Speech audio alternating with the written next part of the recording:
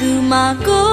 ကဘာပင်လားတရားဟောတဲ့သူမှာအသင်ချီအပေမလား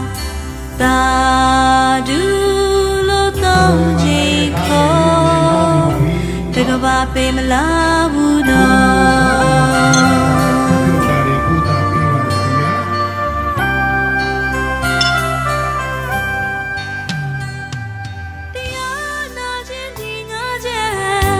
ကြားဘူးသူမှာကြားနာရခြင်းစိတ်မှာဖြူစင်ခြင်းမှာယုံမှမှုကိုလွတ်မြောက်နိုင်ခြင်းမှာ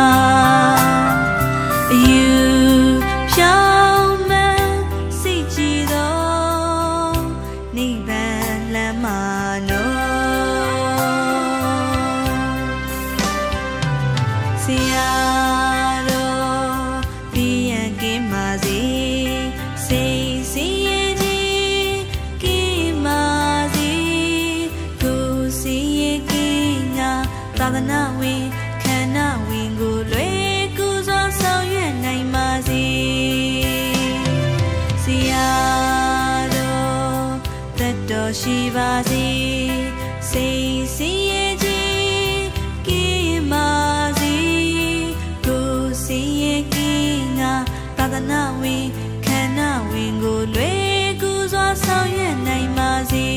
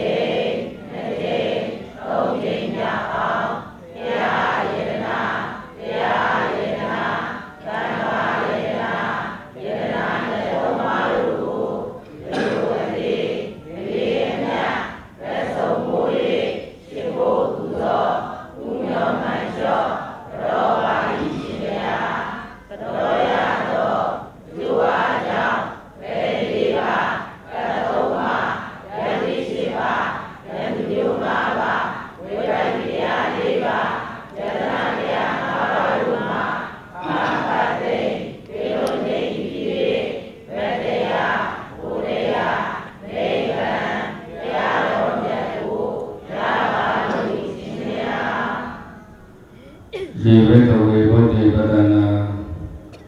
အတ္တိဒီပဒနာအတ္တိကောဘာနာပဒနာနာအဘောဝိပါကောဟောတိယေဝေကဝေဓမ္မိပဒနာယေဝေကဝေတံတိပဒနာအတ္တိဒီပဒနာအတ္တိကောဘာနာပဒနာနာအဘောဝိပါကောဟောတိဘေကဝေจิตာจิตမိတို့ယေတိပုဂ္ဂိုလ်တို့သည်ဗုဒ္ဓေဘယသတေနပဒနာကြည်ညိုကူးွယ်ကြကုန်၏ဓမ္မေတရားတော်၌ပဒနာကူးွယ်ကြည်ညိုကြကုန်၏သံဃိတံဃာတော်၌ပဒနာကူးွယ်ကြည်ညိုကြကုန်၏ဒေသူဘုရားတရားသံဃာယရဏမြတ်သုံးပါး၌ကူးွယ်ကြည်ညိုပူဇော်ကြကုန်သောပုဂ္ဂိုလ်တို့သည်အဂိအမြတ်ဆုံးသောယာ၌ပဒနာကူးွယ်ကြည်ညိုသည်မြည်ပါ၏အဂိအမြတ်ဆုံးသောယာ၌ပဒနာနံကူးွယ်စိကကြည်ညိုပူဇော်ကြကုန်သောပုဂ္ဂိုလ်တို့အားအကောမြတ်ဆုံးဖြစ်သောဝိပါကောကျိုးတရားတို့သည်မုတ်ချမသွေဖြစ်ပါ၏ဤကဲ့သို့အကပဒနာတို့ဒီတနာလာရှိသည်နှင့်အညီဘုရားတရားသံဃာယရဏမြတ်သုံးပါးတို့ဥဒိမပန်စီ၍ယနေ့ဘေဒုလာဧရာဒီဝမျိုးနဲ့တမိုင်းဝေကြုံသူစေတီကောစေတီတော်ကောဘဂဝေမာပူဇီခြင်းပါလူဒအတော်ဓမ္မအလူတော်ဝဲ၌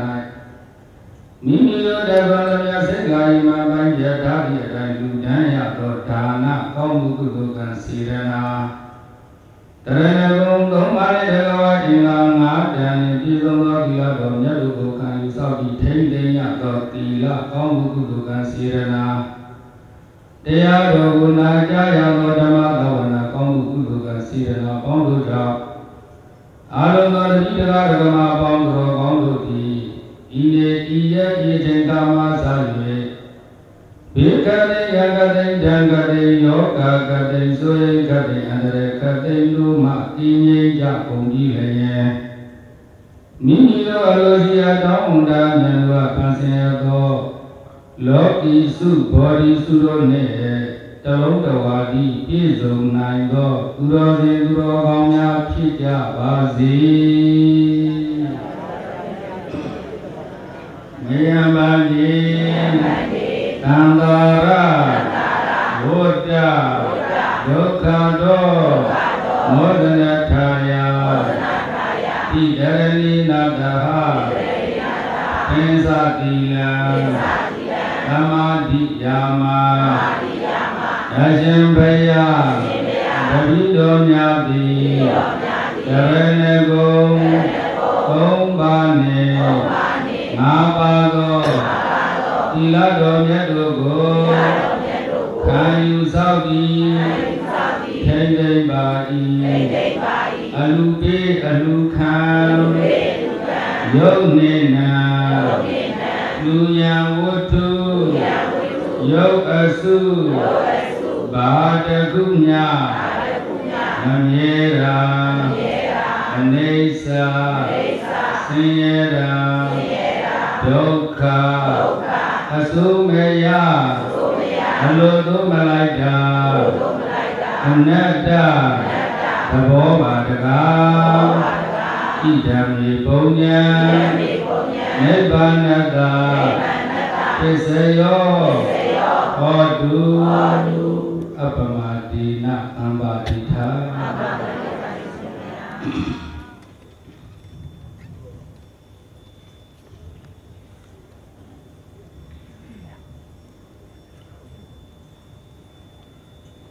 အလုံးချမ်းသာသောဣရိယာပုညဖြင့်သဗ္ဗယမြတ်စွာနေထိုင်ခြင်းသုံး၍သူတို့တရားဓမ္မကိုဟောကြားနာကြကြည်ညိုကြရအောင်တရားတော်ကိုပူဇော်ကြရအောင်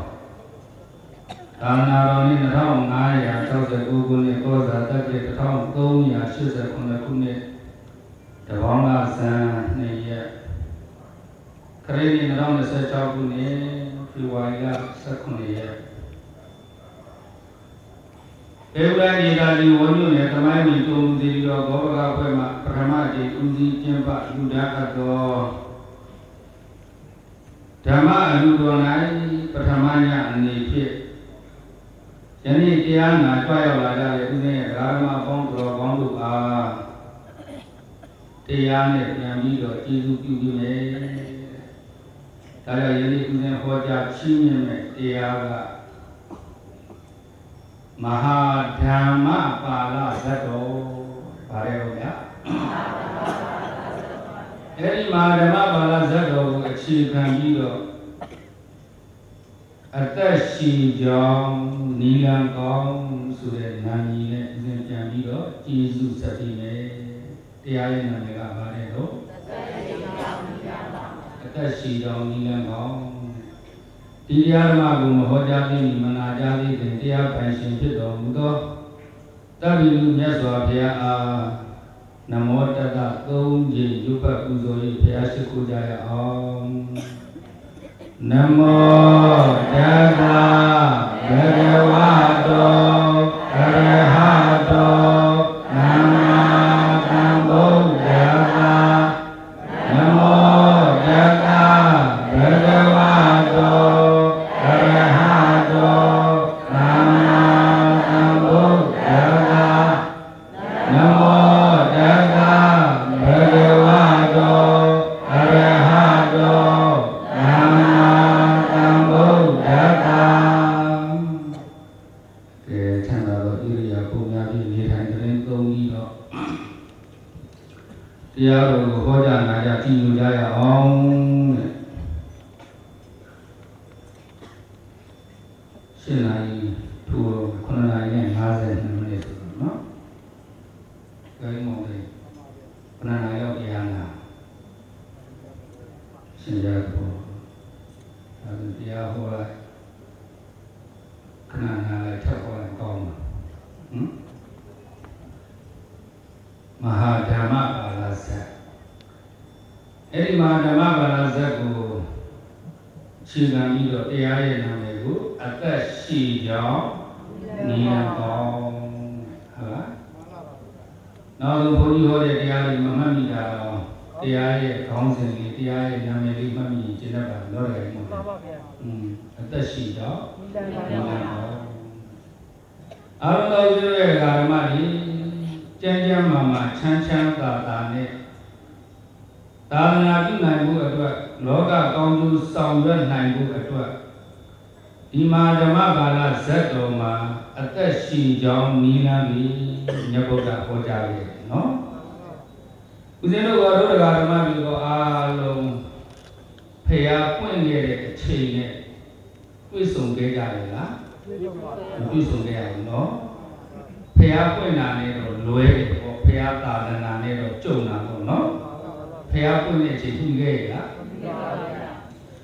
ဘုရားပြလာနဲ့လွဲခဲ့ပြီးနဲ့တရားတော်နဲ့တော့ဘုရားကြီးမလွဲအောင်ဆိုပြီးတော့တရားဓမ္မကြီးနာကြားနေကြတာမဟုတ်ဘူးလားဗျာဘုရားနဲ့တော့လွဲခဲ့တယ်ဘုရားပွင့်လာနဲ့အဲ့ဒီဘုရားရဲ့တရားဓမ္မတွေနဲ့တော့ဘုရားကြီးလွဲနေဆိုလို့ရှိရင်ဒုတဲ့နင့်နာတဲ့ပုဂ္ဂိုလ်လောကမှာရှိမှာမဟုတ်ဘူးနော်ဒါကြောင့်ဒီမှာဓမ္မပါဠဇတ်ကိုဦးဇင်းတို့အားလုံးဟောကြားမယ်ဆိုရင်အချိန်3 နာရီလောက်ပြရမယ်ဥမောင်ပဲနော်ဒါဦးဇင်းတို့ရှေ့ပိုင်းမှာချုပ်နိုင်ကြများချုပ်ပြီးတော့အနောက်ပိုင်းမှာဦးဇင်းတို့အသက်ရှည်ကြောင်းနီလန်းတွေကိုပဲဦးစားပြီးတော့ဟောသွားမယ်ဘယ်လိုကျင့်တာကျင့်သုံးနေတိုင်းလို့ရှိရင်တတ်တမ်းကြီးရှိကြမယ်ဒါကြောင့်ရှေ့ပိုင်းကိုဦးဇင်းတို့တက်နိုင်တယ်များသင်္ခိပလို့ဂိုင်းမောင်လေးနော်သင်္ခိပဆိုတာအကျဉ်းကိုပြောတာသင်္ခိပဆိုတာဘာကိုပြောတာတော့အကျဉ်းကိုပြောတာဒါကြောင့်တို့မြတ်စွာဘုရားအလောင်းတော်မဟာတက္ကရာတရား68ခုနှစ်မှာဖွာတော်မူတယ်68ခုနှစ်မှာဖွာပြီးတော့တတ်တော်29နှစ်မှာတောမထွက်ဘူးလားဒီတတ်တော်29နှစ်မှာတောထွက်ပြီးတော့ဥဒုဝေလာတောမှာပရဏအနုဒုက္ခရာစရိယာ6နှစ်ကြာအောင်ဘုရားလောင်းကျင့်တော်မူခဲ့တယ်ဒုက္ခစရိယာဘယ်နှစ်ကျင့်လဲ6နှစ်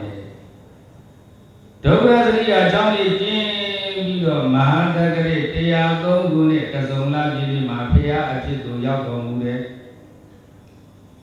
ဦးဇင်းတို့ကျင်းချုပ်နေတယ်နော်မဟာတက္ကရေတရားလုံးနဲ့ကစုံလာပြင်းနေမှာဘုရားဖြစ်တော်ရောက်ပြီးတော့အဲ့ဒီဝါမှာဣတိပရဏမိကတောင်တော်မှာဝါစုဝါကတ်တဲ့ဣတိပရဏမိကတောင်တော်မှာပုဏ္ဏညာဝဘပတိယမနံအတ္တစီလို့ဆိုတဲ့ပြေစာဝတိ၅ခုနဲ့ယတတရိလာမှုတုတဲ့တငယ်ချင်း55ယောက်တို့ကိုတဲ့ယဟန္တာဖြစ်အောင်ဓမ္မကြီးဤတိုက်ပြီးတယ်နော်မြတ်စွာဘုရားရဲ့ပထမဝါမှာဖရာအပါဝင်ယဟန္တာ60နဲ့တပါးရဖရာကလည်းဘယ်ထဲမှာထည့်တာလဲယဟန္တာထဲမှာယဟန္တာဆိုတာဒါကြီးမောင်တဲ့အာရဟန္တဆိုတဲ့ပါဠိကိုယဟန္တာလို့ဒီလိုမြန်မာမှုပြုတာကအရဟကကိလေသာတွေကိုဟန္တကတတ်တာကိလေသာတွေကုန်သွားရင်အဲ့ဒါယဟန္တာပဲဒါကြောင့်မြတ်စွာဘုရားပထမဝါမှာဘုရားပါဝင်ယဟန္တာ60နဲ့ဧကတတိအရဟန္တာဘုရားပါဝင်60နဲ့တပါးကရင်ဝါလာကျွေခါမှာမြတ်စွာဘုရားကသရဏဘေကဝေစာရိကံစရမနောလောကနုကမ္မာယဟိတာယဒုက္ခယဒေဝမနုဿာနံဓမ္မံတိတိထာမြတ်စွာဘုရားကယဟန်တော်အပါ60မိတ်တော်မူတယ်နော်စရဏဘေကဝေစာရိကံစရမနောလောကနုကမ္မာယဟိတာယဒုက္ခယဒေဝမနုဿာနံဓမ္မံတိတိထာဖြစ်တာယဟန်တော်လောကလူသားတွေရဲ့အကျိုးစီးပွားလုံးကတဲ့ဒုက္ခချမ်းသာခြင်းအလုံးကဓမ္မံဒီတိတာမင်းတို့ဒီတိုင်းနေနေတရားဟောထွက်ကြဘုရားယဟန်တွေကိုသာသနာပြုလွတ်တာတော့တလန်းဒီသောဘိကြီးမှာနှစ်ပါးမသွားနေတဲ့နေလုံးအားကြီးနေတယ်အပါ60ဆိုတော့မြတ်စွာဘုရားကလည်းတာဝန်တစ်ခုယူတဲ့အနေနဲ့ဥရဝေလာတောအုပ်ကိုကြွားပြီးတော့ဥရဝေလာကတ္တဗနတိကတ္တဗခေယကတ္တဗလို့ဆိုတဲ့ကတ္တဗညီနောင်ယသိညီနောင်ရှင်တစ်ထောင်လို့ဒီလိုပြောတာပေါ့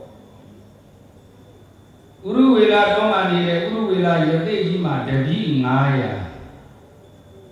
ခေယရဲမှာနေတဲ့ခေယယသိကြီးမှာတပည့်300ဒီခု3ပါနတိကတ္တဗတဲ့မြစ်ကံပိနာမှာနေတဲ့ယသိကြီးသူမှာကတပိ300ခရာက200ပေါ့ဥရဝေလာကတ္တဗနတိကတ္တဗခရာကတ္တဗအဲ့ဒီယသိညီနောင်ရှင်တစ်ထောင်ကိုအာဒိဋ္ဌပရိယာယတုတ်ကိုဟောကြားတော့အဲ့ဒီယသိညီနောင်ရှင်တစ်ထောင်လေးယဟန္တာဖြစ်မြတ်စွာဘုရားအဲ့ဒီဥရဝေလာတော်မှာတေဆောင်မုံလာကြီးကနေပြီးတော့ပြာလူလာပြည်နေတိမြတ်စွာဘုရားအဲ့ဒီမှာတရင်သုံးပြီးတော့တရားဓမ္မတွေဟောကြားပြီးတော့တတ္တဝါတွေကိုချွေချုပ်ခဲ့တယ်။ပြာလူလာပြည်တော့တရက်ကနေပြီးတော့ပြိဿရဲ့ရာဇဂျူမြို့ကိုမြတ်စွာဘုရားကြွရာဇဂျူမြို့ကိုပြာလူလာပြည်တော့တရက်ကြီးရောက်အဲ့ဒီမှာရှင်သာရိပုတ္တရာတို့ရှင်မောဂလန်တို့ပြုတဲ့ပုဂ္ဂိုလ်တွေကိုတရားရဲ့လက်ရှိတိုက်ကျွေးပြီးတော့ယဟန္တာတွေဖြစ်အောင်တရားဓမ္မတွေဟောကြားခဲ့အဲဒီကနေပြီးတော့ဓဘောင်းလာပြည့်ကနေပြီးတော့တကူလာပြည့်ကစုံလာပြည့်နေသည့်2လပြည့်တဲ့အဲဒီ2လတော်တွင်မှာကပိလဝတိကဖခင်သုတ်တော်ရဏမင်းကြီးကလည်းအသက်90ကျော်ပြီတဲ့ပရိသတ်ရေသားတော်မြတ်စွာဘုရားနဲ့ခွဲကြရတဲ့နေ့တွေကိုပြန်ကြည့်မယ်ဆိုလို့ရှိရင်ဥရဝေလာတော်မှာပရိသတ်ရေဒုက္ခရစရိယာကျင့်နာက6နှစ်ဟုတ်ပြီလားမဟာတက္ကရေတရား3ခုနဲ့ကစုံလာပြည်ဒီမှာဖျားဖြစ်အဲ့ဒီမှာကျွေးကြော့တပေါင်းသားကြီးကနေပြီးတော့ယူဇနာ60ဝေးတဲ့ရာဇတုနဲ့ပရိသတ်ရေကပိလောကြီးကိုတနေ့တယူဇနာကြွတော့တပေါင်းသားကြီးတကူလာကြီးကစုံလာပြည်ကြီး2လပြည့်တော့အဲ့ဒီကပိလောကြီးကိုမြတ်စွာဘုရားနဲ့တန်ခါတော်2000ရောက်ပြီဒါဥရှိပိုင်းလေးကိုချုံးလိုက်တာပဲဒါကြီးမောင်လေးနော်ဒါလည်းမြတ်စွာဘုရားကပိလဝတိကိုရောက်တာကမဟာတက္ကရေ104ခုနှစ်ကစုံလာကြီးမှာဘုရားကပိလဝတိကိုရောက်တယ် မူရထားပြီပေါ့ဖျားပြစ်တာကတရား3ခုနဲ့ကစုံလာပြီတနေ့ပြည့်မှာတနေ့တင်းပြည့်မှာမြတ်စွာဘုရားကပိလုကြီးကိုရောက်တော့ဖျားဖြစ်တာကတနေ့ဒုက္ခရစရိယာကျင့်တာက6နှစ်ဆိုတော့ပေါင်းလိုက်တော့ဘယ်လောက်လဲ9နှစ်သောရဏမင်းကြီးသားတော်နဲ့ဝေးကွာသွားတာဘယ်လောက်ရှိသွားပြီလဲ9နှစ်တဲ့အဒီကပိလုကြီးကိုရောက်တော့တန်ဃာတော်နှစ်သောင်းကိုနေနန်းတော်ထဲမှာစွမ်းစားတဲ့ပရိသတ်တွေ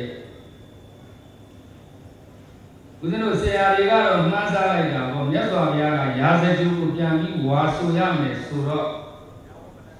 ရာဇဂျူနဲ့ကပိလဝတ်ကလည်းယူဇနာ60ဝေးတော့မြတ်စွာဘုရားဒီကပိလဝတ်ဒီမှာဖခင်ကြီးအထံမှာတိတ်ကြာနေလို့မရချိန်ရှိဒါကြောင့်ရတဲ့အချိန်မှာတရားဓမ္မတွေကိုမြတ်စွာဘုရားကဟောကြားနေတာဒီဓမ္မပါဠိဇတ်ကိုဟောတဲ့အချိန်ခါဟာကစုံလာကြီးကျော်12ရက်ဝင်းကျင်ပေါ့တချို့ဆရာတွေကလည်းကစုံလာကုန်လို့ဒီလိုပြောကြတယ်ပေါ့ကစုံလာကုန်ဆိုရင်ကပိလုတ်ကြီးကိုရောက်တာ15ရက်ဝင်းကျင်ပေါ့ဒါကြီးမောက်တယ်နော်ဒါကတော့တစ်သောင်းကိုဖခင်သုတ်တော်ရဏမင်းကြီးကဒီနန်းတော်ထဲမှာပဲနေ့စဉ်စွန့်ကပ်တော့တခုသောနေ့ပေါ့ဒီကစုံလာွယ်ရောက်ခံဒီအချိန်လောက်မှာမနေ့စွန်နဲ့နေ့စွန်ကြအန္တရာဘတ်ကဂျာကာလမှာမနေ့ဒီမှာယာမှုစွန်ဒီကထာခုနတာကြီးရှင်းသားကြီးလောက်မှာပြန်ပြီးတဲ့သံဃာတော်တွေကိုခဲဝဲပေါ်ဒီကတ်ထားနေတဲ့အချိန်နေ့စွန်ကပ်ဖို့လဲချက်ပြုတ်နေတဲ့စီမံနေတဲ့အချိန်မှာမြတ်စွာဘုရားနဲ့ဘာကိသုတ်တော်ရဏမင်းကြီးတို့အာနာပသံဃာပစကားကြီးတဲ့ပြောနေကြတာသာဖာနဲ့မတွေ့တာလေဘယ်နှနေ့ရှိသွားပြီလဲ9နှစ်အဲ့လိုအာနာပသံဃာပပြောနေတဲ့အချိန်ကမှဖခင်သုတ်တော်ရဏမင်းကြီးကမြတ်စွာဘုရားကိုလျှောက်တယ်တဲ့သာတော်မြတ်စွာဘုရားသာတော်မြတ်စွာဘုရားဝုဒ္ဓဝေလာတော်မှာဒုက္ခရစရိယပရဏကျင့်နေတဲ့အချိန်ကမှတပည့်တော်ရဲ့နန်းတော်ကိုနတ်တွေကလာပြီးတော့သောရဏမင်းကြီးတင်သောရဏမင်းကြီးရဲ့သာတော်သိတ္တတာမင်းသားဥရုဝေလာတောမှာဗရဏအလုံးလုံရင်းနဲ့အစာအာဟာရကြီးပြတ်ပြီးတော့ယခုတော့တည်ပြီလို့တပည့်တော်ရဲ့နန်းတော်မှာလာပြီးတော့နတ်တွေကပြောကြတယ်ဗျာတဲ့ဒါကိုဦးဇင်းတို့သင်္ဃာယနာမတ္တတင်နာတာကဗန္ဒီတုံမာကံပရဏကာလိဒေဝတာအာဂန္တဝအာဂတိထတ္တဝဘုဒ္ဓတိသိတ္တကုမာရောအပ္ပဟာရတာယမတောတိမရှံအာရောစီသောဗန္ဒီသာတော်မြတ်စွာဘုရားဒုမာကံရှင်ဘုရားတို့ဤပရဏကာလိပရဏလို့ကိုလှုပ်စဉ်ချိန်ကာလတုန်းကဝဒုက္ခရစရိယာကျင့်နေတဲ့အချိန်ကာလတုန်းကဒီဝတ္တနတုရိယာကံတဝါလာယိမရှံဘုရားတပည့်တော်အာဂတိကောင်းကင်ကယက်တည်ပြီးတော့မရှံဘုရားတပည့်တော်အာရောစီသုံးပြောကြကြပါတယ်ဗျာဗုဒ္ဓတိသိတ္တကုမာရောအပ္ပဟာရတာယမတောတိဒီမင်းကြီးရဲ့ဗုဒ္ဓသားဖြစ်တော်သိတ္တကုမာရောသိတ္တမင်းသားလေးဟာအပ္ပဟာရတာယအစာအာဟာရမစားခြင်းကြောင့်မတော်သုတိကြတိတင်လွန်သွားပါပြီလို့မရှံဘုရားတပည့်တော်အာရောစီသုံးလာရောက်လက်တွေကပြောကြရပါတယ်ဗျာရှင်းအောင်တော့ပြသားပါနဲ့ပြောနေတဲ့စကားကြီးပေါ့ဒကာယုဓမ္မယုတ်ဒီများမှာစဉ်းစားကြည့်ဖို့မိဘနဲ့သား9နှစ်လုံးကင်းကွာခဲ့တာအခုမှတွေ့တဲ့အခါကျတော့ရှင်းအောင်တော့ပြပြောပြီးတော့အဲ့ဒီဖြစ်ချက်တွေကိုဘာလို့သောရဏမင်းကြီးကသားတော်ကိုပြောနေတာသာတော်မြတ်စွာဘုရားသာတော်ဟူဂုရုဝေလာတော်မှာဒုက္ခရစရိယာကျင့်နေတဲ့အချိန်ကမှာဘုရားတပည့်တော်ရဲ့နတ်တော်ပေါ်မှာယက်တည်ပြီးတော့နတ်ဒီကဒီကောင်းကင်ကနေပြီးပြောပါတယ်သိတဲ့သုတ်တော်ရဏမင်းကြီးသင်သုတ်တော်ရဏမင်းကြီးရဲ့သာသိတဲ့မင်းသားလေးဟာတည်ပြီးတဲ့လာပြောကြကြတယ်ဗျာဒါနဲ့မြတ်စွာဘုရားကမြည်လိုက်တယ်ကတ္တဟိမဟာရာဇ မာရာသာတတိတော်မြတ်ဘုမိနန္ဒတိလာပြောတဲ့စကားကိုတတ်တဟိယုံကြည်သလားခမည်းတော်ကြီးတဲ့လက်တွေအဲ့လိုသွားပြောလိုက်တော့ခမည်းတော်ကြီးကယုံလိုက်သလားနာတတ်တဟိဗန္ဒီဗန္ဒီမြတ်စွာဘုရားနာတတ်တဟိနတ်ဒီလာပြောတဲ့စကားကိုဘုရားပြီးတော်မယုံပါဖေယမမနာရဲ့ပုဂ္ဂလာမြတ်တော်သိကြတာကုမာတော်သိကြတာမင်းလာပြီဗုဒ္ဓတံ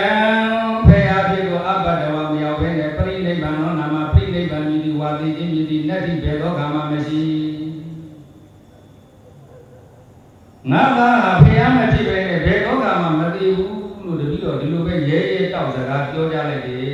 တဲ့နတ်ဒီကိုငါသားကဓမ္မစာရီပုဂ္ဂိုလ်အဲ့ဒါလေးမှတ်ထားပါမယ်ဘာပုဂ္ဂိုလ်လဲတော့ငါသားကဘုရားမဖြစ်ပဲနဲ့ဘယ်တော့မှမသိဘူးတဲ့မင်းတို့စကားကိုငါမယုံဘူးတဲ့ငါသားကဓမ္မစာရီပုဂ္ဂိုလ်ဘာပုဂ္ဂိုလ်လဲတော့ဓမ္မစာရီပုဂ္ဂိုလ်ဆိုတာတရားကျင့်တဲ့ပုဂ္ဂိုလ်ဟာသူလိုချင်တဲ့လမ်းကြောင်းပေါ်မှာမဆုံးမချင်းတဲ့ဘယ်တော့မှမသိဘူးတဲ့ဗျာအဲ့ဒီဓမ္မစာရီပုဂ္ဂိုလ်ကိုသူကျင့်တဲ့တရားကသူ့ကိုပြန်ပြီးစောင့်ရှောက်နေတယ်ဒါကြောင့်ဒီမှာသင်္ကန်းစာတစ်ခုရတယ်အားလုံးသင်တို့ရဲ့ဓမ္မတွေတရားကိုကျင့်နေတဲ့ပြီးတရားတိုင်းနေတဲ့ပြီးအဲ့ဒီတရားကကျင့်တဲ့ပုဂ္ဂိုလ်ကိုပြန်မစောင့်ရှောက်ဘူးလားအဲ့ဒါဓမ္မစာရီပုဂ္ဂိုလ်လို့တရားကျင့်နေတဲ့၍တရားကကျင့်တဲ့ပုဂ္ဂိုလ်ကိုပြန်ပြီးတော့စောင့်ရှောက်နေသင်္ကန်းစာတစ်ချက်မရဘူးလားအေးငါသားကဖယားမဖြစ်ပဲနဲ့ပဲသောကမှဒီလိုထုံးစံမရှိဘူးတပည့်တော်ဒီလိုပဲပယ်လိုက်ပါလေဗျာလို့ဖခင်သုတ်တော်ရဏမင်းကြီးကသားတော်ကိုလျှောက်တော့မြတ်စွာဘုရားကတရားကြီးတဲ့ယခုဘဝမှာနတ်တွေလာပြောတာကိုဖခင်တော်ကြီးမယုံတာမဟုတ်ဘူးတဲ့အတိတ်ဘဝတုန်းကကာလတစ်ခုအတိတ်ကာလတုန်းကလည်းပဲဒီလိုပဲတကယ်လို့ကဒီတာဗမောကဆရာကြီးကစိတ်အယိုးတွေကိုယူလာပြီးတော့ခင်ဗျားရဲ့သားသိပြီလို့လာပြောတော့မှလည်းပဲဖခင်ကြီးတော်ကြီးမယုံကြည်ခဲ့ဘူးတဲ့အခုမှမယုံကြည်တာမဟုတ်ပါဘူးဆိုပြီးမြတ်စွာဘုရားကသူ့အဖေသုတ်တော်ရဏမင်းကြီးကိုအဲ့ဒီမဟာဓမ္မပါဠဇတ်အတိတ်ကြောင်းကိုပြန်ဟောတယ်ဗျာဒါဦးရှင်းပိုင်းကိုချုံလိုက်တာပေါ့အမှမြတ်စွာဘုရားကဘယ်အချိန်လဲဆိုတော့အန္တရာဘဒ္ဒမနက်စွမ်းတဲ့နေ့စွန်းကြားမှာနန်းတော်ထဲမှာဖခင်တော်ကြီးကိုဟောနေတဲ့မဟာဓမ္မပါဠဇတ်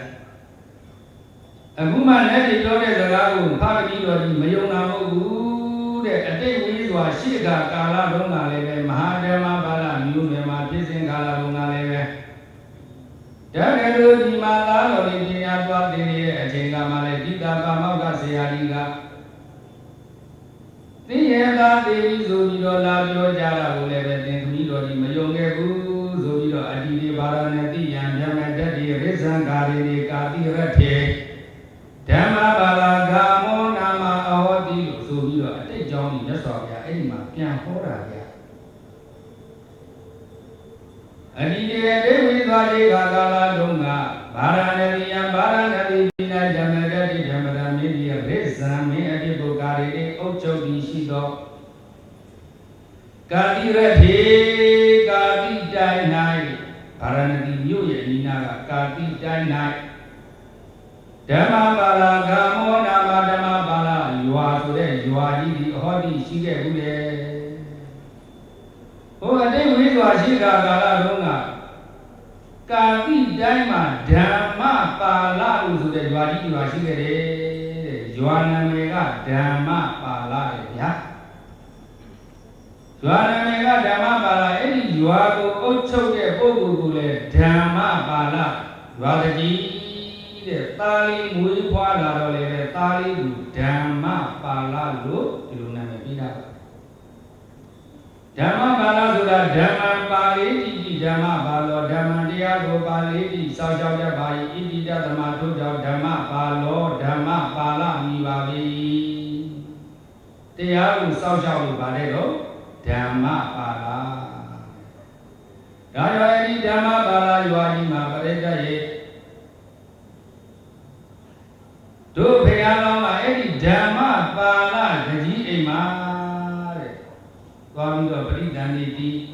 မွေးဖွားအသက်16နှစ်အရွယ်ရောက်တဲ့အခါမှာအထာရတ18ရက်သောပညာတွေကိုသင်ဖို့ဆိုပြီးတော့အဖေလုပ်တဲ့ပုဂ္ဂိုလ်ကသားကိုအသက်ပြ1000ပြီးတော့တက္ကသိုလ်ကြီးမှာပညာတော်သင်ခိုင်းတယ်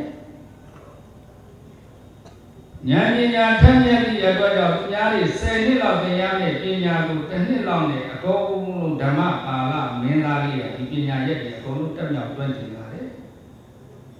တနည်းတော့ကာမဓိတာပါမောက်ကဆရာကြီးရဲ့သားကလေးကအသက်16နှစ်အရွယ်ပညာသင်ကြားနေတဲ့အရွယ်မှာဓိတာပါမောက်ကဆရာကြီးရဲ့သားလေးကွယ်လွန်နေစာရောက်ခဲ့ပါတယ်။ဆရာကြီးရဲ့သားလေးကွယ်လွန်နေစာရောက်တော့မိဘဆွေမျိုးတွေရောအားလုံးကျောင်းသားတွေရောပူဆွေးတော့ကတွေရောက်နေကြတာငိုကြွေးကြတာသာဝနာကိစ္စကိုဝိုင်းလို့လည်းမျက်နှာတွေမမသားလေးနဲ့အဲ့ဒီချိန်ကမှဓမ္မပါဠသတို့သားလေးကငယ်ချင်းတို့မင်းတို့အလုပ်တွေရှုပ်နေကြတာဘာတွေလုပ်နေကြတာတော့မင်းတို့မျက်နှာတွေကြည့်ရတာလည်းမရှင်မပြနဲ့ဘယ်လိုများဖြစ်ကြတာတော့ငယ်ချင်းရဲ့ဩမောင်ဓမ္မပါဠတို့ရဲ့ဆရာကြီးရဲ့သားလေးကွာပညာသင်နေတော့အသက်16နှစ်ပဲရှိသေးတယ်ကွယ်လွန်အိဋ္ဌာရောက်သွားလို့တဲ့တို့တွေစိတ်မကောင်းနေဖြစ်နေကြတာတကယ်ချင်းဟာဒီလိုပြောတော့တို့ဓမ္မပါဠမင်းသားလေးကတကယ်ချင်းတို့မင်းတို့ခုနကသိရဆိုတဲ့စကားကိုမင်းတို့ပြောလိုက်တာဟုတ်တယ်လေကွာတို့ဆရာကြီးရဲ့သားလေးအသက်16နှစ်ကိုသိသွားတယ်ထူးဆန်းလိုက်တာပါတဲ့ငငယ်ပဲနဲ့သိရတယ်လို့ဒါနဲ့ကျောင်းသားတွေကပြောတယ်တကယ်ချင်းတဲ့လူမှန်များကြီးတယ်ငယ်တယ်မဟုတ်ဘူးသိကြရတာပါပဲတကယ်ချင်းတဲ့ဘယ်ဟုတ်လဲကွာတဲ့တို့ဓမ္မပါဠအမျိုးမှာတက်တမ်းမပြည့်ပဲနဲ့မသိကြဘူးကွာတဲ့ငါထူးဆန်းကိုဖြစ်နေတာတဲ့ဓမ္မပါဠရွာသူရွာသားတွေတက်တမ်းမပြည့်ပဲနဲ့ဘာဖြစ်လဲမသိကြဘူးဒါကြောင့်ငငယ်ရွယ်ရွယ်နဲ့သိတယ်ဆိုတော့ငါအရန်အံ့ဩနေလို့ပါကွာတဲ့ဒါနဲ့ဆရာကြီးကိုပြောတယ်ဆရာကြီးဓမ္မပါဠကတော့ပြောတယ်သူတို့ရဲ့ဓမ္မပါဠမျိုးမြမှာငငယ်ရွယ်ရွယ်နဲ့ဒီလိုထုံးစံမရှိဘူးလို့ဒီလိုပြောတယ်ဆရာကြီးဒီဓမ္မပါဠကဆရာကြီးကလည်းဓမ္မပါဠကိုခေါ်ပြီးတော့ချက်သားဓမ္မပါဠ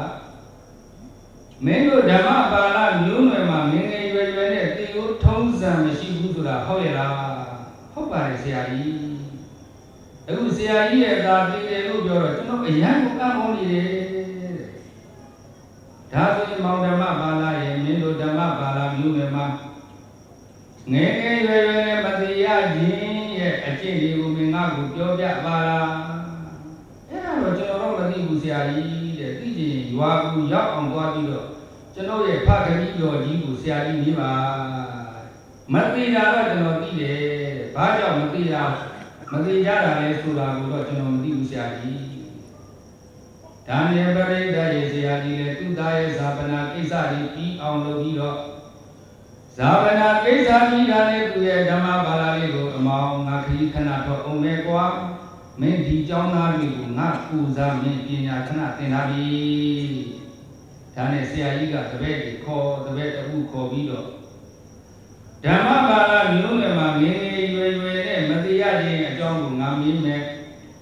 တကယ်လို့ဟုတ်တယ်ဆိုရင်ငါအဲ့ဒီအကျင့်တွေကိုငါလည်းကျင့်မယ်ဒီတက္ကသိုလ်မှာအဲ့ဒီပညာတွေပြန်ပြီးတော့ပို့ချပေးမယ်တက္ကသိုလ်ရဲ့ပညာရက်တွေမှာပြိဿကြီးငယ်ငယ်ရွယ်ရွယ်နဲ့မသိဘူးဆိုတဲ့သင်ယူညွှန်းတမ်းအောင်ရှိရလားမရှိဘူးပြိဿကြီးနော်ဒါနဲ့ဆရာကြီးကသာသားရဲ့ဇာမနာကိစ္စတွေလည်းပြီးတော့တပည့်တယောက်ကိုခေါ်ပြီးတော့အဲ့ဒီဓမ္မပါဠရွာကိုရောက်အောင်သွားတယ်တဲ့။ကိုရောက်လို့ရှိရင်ခမည်းသားလေးသိကြီးလို့ပြောမယ်သူတို့ရဲ့အနေထားတွေကိုကြည့်မယ်ပြောလို့မယုံဘူးဆိုရင်ဒီစိတ်အယိုးတွေကိုရေပြောင်းစေးပြီးတော့အထုပ်လေးထုတ်ခိုင်းပြီးတော့တကယ်လို့မယုံရင်ခမည်းသားရဲ့အယိုးဆိုပြီးပြပြီးတော့ပြောမယ်အဲ့ဒီရည်ရွယ်ချက်နဲ့စိတ်ရိုးတွေပါဒီမှုပြောင်းစင်အောင်စိတ်ထိုင်ပြီးတော့ယူသွားတယ်တဲ့ဒါနဲ့ပြိဿရေဓမ္မပါဠရွာကိုရောက်ပြီးတော့ဓမ္မပါဠရွာအုပ်မင်းကြီးနဲ့တို့ဒီက သာပါမောက္ခဆရာကြီးတို့တွေ့ပြီးတော့စကားကြီးပြောကြဆိုကြဒီသာပါမောက္ခဆရာကြီးကဘာပြောလဲဆိုတော့ဆရာကြီးကျွန်ုပ်ယခုလာတဲ့ကိစ္စဟာတခြားကိစ္စတော့မဟုတ်ပါဘူးခမည်းသားရဲ့အကြောင်းကိုပြောပြခြင်းလို့လာတာပါဆရာကြီးခမည်းသားဟာပညာလေးထူးချွန်ထက်မြက်တဲ့အကြောင်းသားလေးဖြစ်ပါတယ်ခမည်းသားလိမ္မာရေးကြလေးရှိပါတယ်ဆရာကြီးရဲ့ဒါပြင်လည်းခမည်းသားလေးရာယုံကြည်ဖြစ်ပေါ်လာတဲ့ယောဂဝိဒနာကြောင့်ခမည်းသားလက်တော်ကိုယ်လိုနေဆရောက်သွားပြီဒါကြောင့်ကျွန်တော်ကိုယ်တိုင်ရည်ကြည်လို့လာပြောတာဆရာကြီးတဲ့ဆရာကြီးစိတ်ကိုခိုင်ခိုင်ထားပါဆရာကြီးတဲ့တတဝါမန္တမြဇာတိပဋိသန္ဓေရလာလို့ရှိရင်ဇရာဥမေဗျာတိနာမေမရဏသိရမှာကြီးပဲဆရာကြီးရဲ့တဲ့စိတ်ကိုခိုင်ခိုင်ထားပြီးတော့နေပါတဲ့ခမည်းသားပညာတော်ပါတယ်သို့တော်လည်းပဲလက်တော်ဖြစ်ပေါ်လာတဲ့ယောဂဝိဒနာကြောင့်ခုတော့ခမည်းသားလေးတည်သွားပြီးကျုပ်အရေးကြီးလို့ကိုယ်တိုင်လာပြီးတော့အကြောင်းလာကြတာပါအဲ့ဒီလိုပြောလိုက်တော့ဓမ္မပါဠိရွာအုပ်မြင်းကြီးနဲ့အိမ်သူအိမ်သားအားလုံးကမျက်နှာမပြည့်ဘူးတဲ့ပြိဋ္ဌာန်ဒီသာဘာမောကဆရာကြီးရဲ့စကားကိုယုံကြည်တဲ့သဘောမရှိဘူးပေါ့ဒါနဲ့ဒီသာဘာမောကဆရာကြီးကလည်းခုနကလွယ်အိတ်တဲ့ကစိတ်အယိုးတွေကိုထုတ်ပြီးတော့ဆရာကြီးတဲ့မယုံရင်ဒီမှာကြည့်ပါဒါခမည်းသားရဲ့အယိုးတွေပါအဲ့ဒီလိုရိုးရီပြပြီးပြောပြလိုက်တော့ဒီသာဘာမောကဆရာကြီးကပြောတယ်ဓမ္မပါဠိရွာအုပ်ကြီးနဲ့ရွာလူရွာသားအိမ်သူအိမ်သားတွေကပတ်နဲ့ညီကြတယ်ခင်ဗျားတို့ဘာလို့ညီကြတာလို့ဒီမှာကျုပ်အယိုးတော်ပြထားပြီးပဲဆရာကြီးခင်ဗျားဒီသာပါမောကဆရာကြီးနော်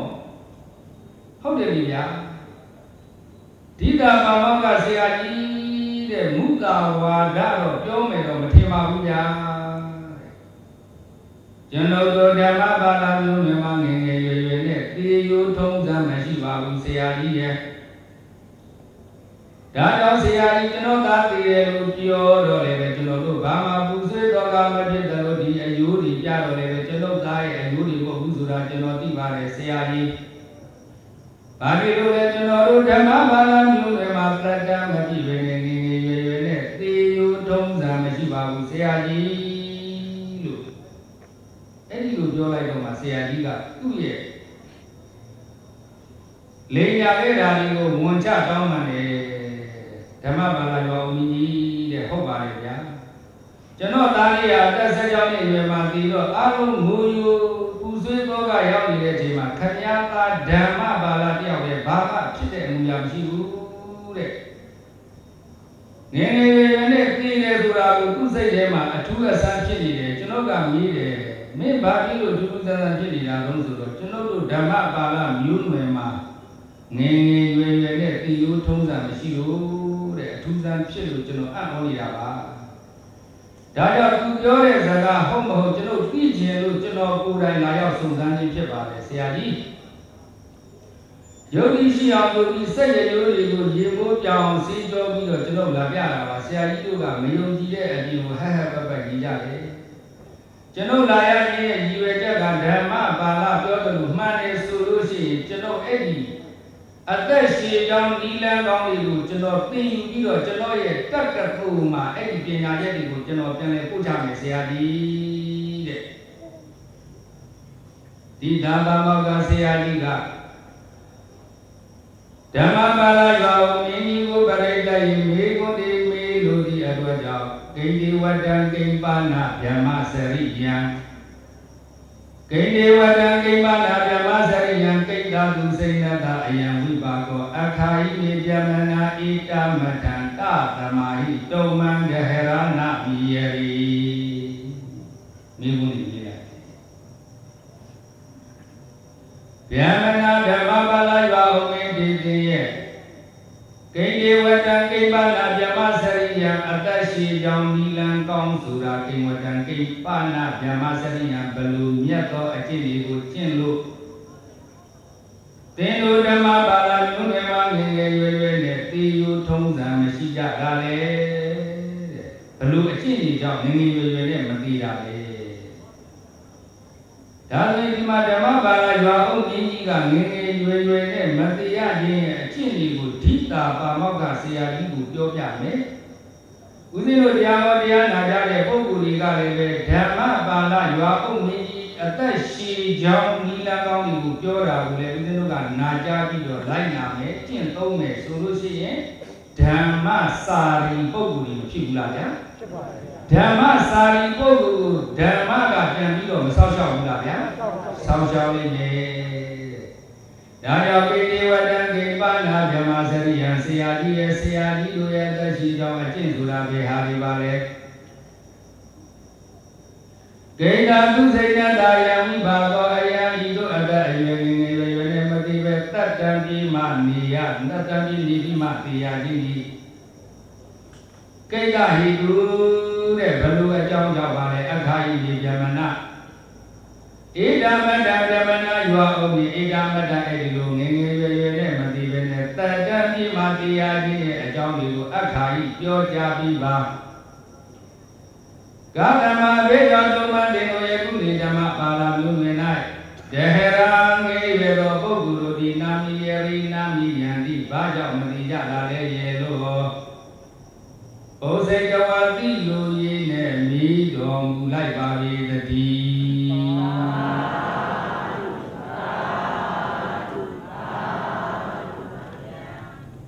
ယောမင်းကြီးတဲ့တေတို့ရဲ့ဓမ္မပါဠိမျိုးနဲ့မှာ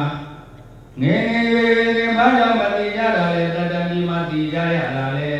ငယ်ငယ်ရွယ်ရွယ်နဲ့မသိပဲနဲ့တတ္တံပြီးနေရခြင်းအကြောင်းဒီကိုပြောကြားပြီးပါဆရာကြီးလို့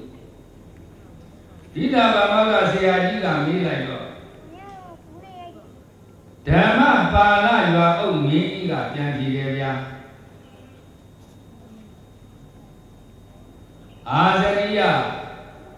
ဟိုတက္ကသိုလ်ကြီးကလာရောက်ရည်ဒီလိုရင်းနဲ့နေလာတဲ့ဦးဆရာကြီးဓမ္မတုဇရိတံနဲ့မယံငါတို့ရဲ့ဓမ္မပါဠိတုနဲ့မှာတုဇရိတံသူစရိုက်တရား7ပါးကိုစရာမကျင့်ကြပါတယ်။ဘာကိုကျင့်တယ်လဲသူစရိုက်7ပါးဆိုတာဘာနာတိဘာဒအရိနာဒါနကာမေကုမိစ္ဆာစာရလို့ဆိုတဲ့ကာယကံ3ပါးရှောင်ကျင်တဲ့ဝိရမဏိမုဒ္ဒဝါဒပိကုဏဝါဒဘုဒ္ဓဝါစာသဗ္ဗဗလာဘဝိရမဏိတဲ့အဲ့ဒီဝစီကံ4ပါးကိုလည်းရှောင်ကျင်တဲ့အဘိဓမ္မာဘာရမိစ္ဆာတေဒီလို့ဆိုတဲ့မနောကံဝိရမဏိမနောကံ3ပါးလည်းရှောင်ကျင်တဲ့ဓမ္မစရမဓမ္မသူတရိုက်တရား7ပါးကိုစရာမကျွန်တော်တို့ဓမ္မပါဠိရွာသူရွာသားတွေကျင့်ကြပါတယ်အသက်ရှင်ကြောင်းဒီလည်းကောင်းဖြည့်ပြီနော်နောက်တစ်ခုဓမ္မပုံညာကရိယာဝတ္ထု7ပါးကိုလည်းပဲစရာမကျင့်ကြပါတယ်ဒါဆိုရင်ဓမ္မဥပရိသတစ်ခုရသွားပြီသူတရိုက်တရား7ပါးပုံညာကရိယာဝတ္ထု7ပါးကိုမကျင့်ဘူးလားကျင့်ပါဗျာပုံညာကရိယာဝတ္ထု7ပါးဆိုတာဒါနာသီလဘာဝနာအပ္ပစာယနာဝေယဝိသပတ္တိဒါနာပတ္တန်မောဒနာဓမ္မသာဝနာဓမ္မဒေသနာဒိဋ္ဌိစုကာမလို့ဆိုတဲ့ပုံညာကရိယာဝတ္ထု7ပါးကိုစရာမကျင့်ကြပါတယ်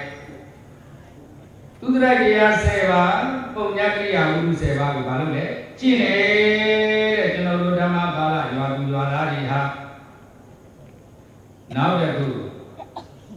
နမုတာဗနာမမူတာလိန်နေတဲ့စကားတွေကိုနဗနာမဘယ်သောခါမှမပြောကြပါဘူးလေကျွန်တော်တို့ဓမ္မပါဠိရွာသားတွေဟာ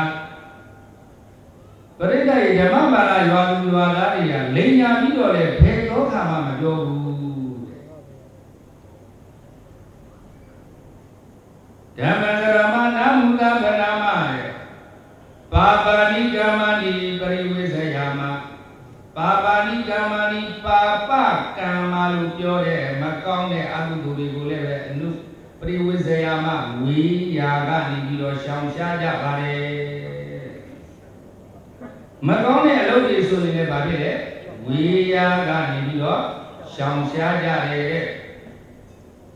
အနာရိယပရိဝေဇေမူတဗံတဗံလုံးစုံသောအနာရိယသူတော်မူသူယုတ်တို့ရဲ့အကျင့်တွေကိုလည်းပဲပရိဝေဇေယမတဲ့ပြုဖို့မပြောနဲ့ ပြုတဲ့လူတွေ့ရင်တော့ဝီရာကနေပြီးတော့ရှောင်းရှားသွားပါတယ်ဓမ္မဤဓမ္မဤဝါတို့ကြောင့်ဒါလည်းအမှန်ကျွန်တော်တို့ရဲ့ကုလေဓမ္မပါဠိမျိုးနဲ့၌ဒေရငေရသောပုဂ္ဂိုလ်တို့ဒီနာမီယရိနာမီယံဒီဘေသောခမတိကိုထုံးတယ်မရှိကြပါမတိကြပါဘူးရဲ့တော့ကတိဒီကောင်းစွာမတိဖြေကြတော်မူလိုက်ပါ၏တည်း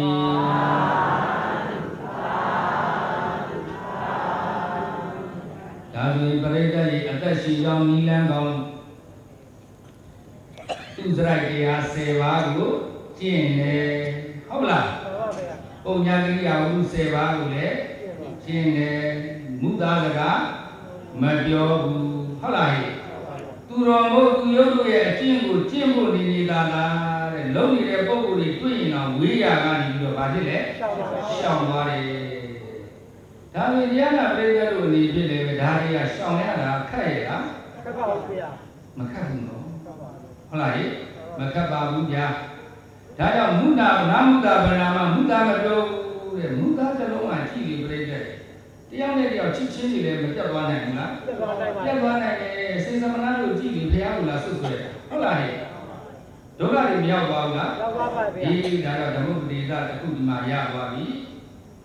ဓမ္မပါဠိရွာအုပ်ကြီးကဖြေကြားနေတာ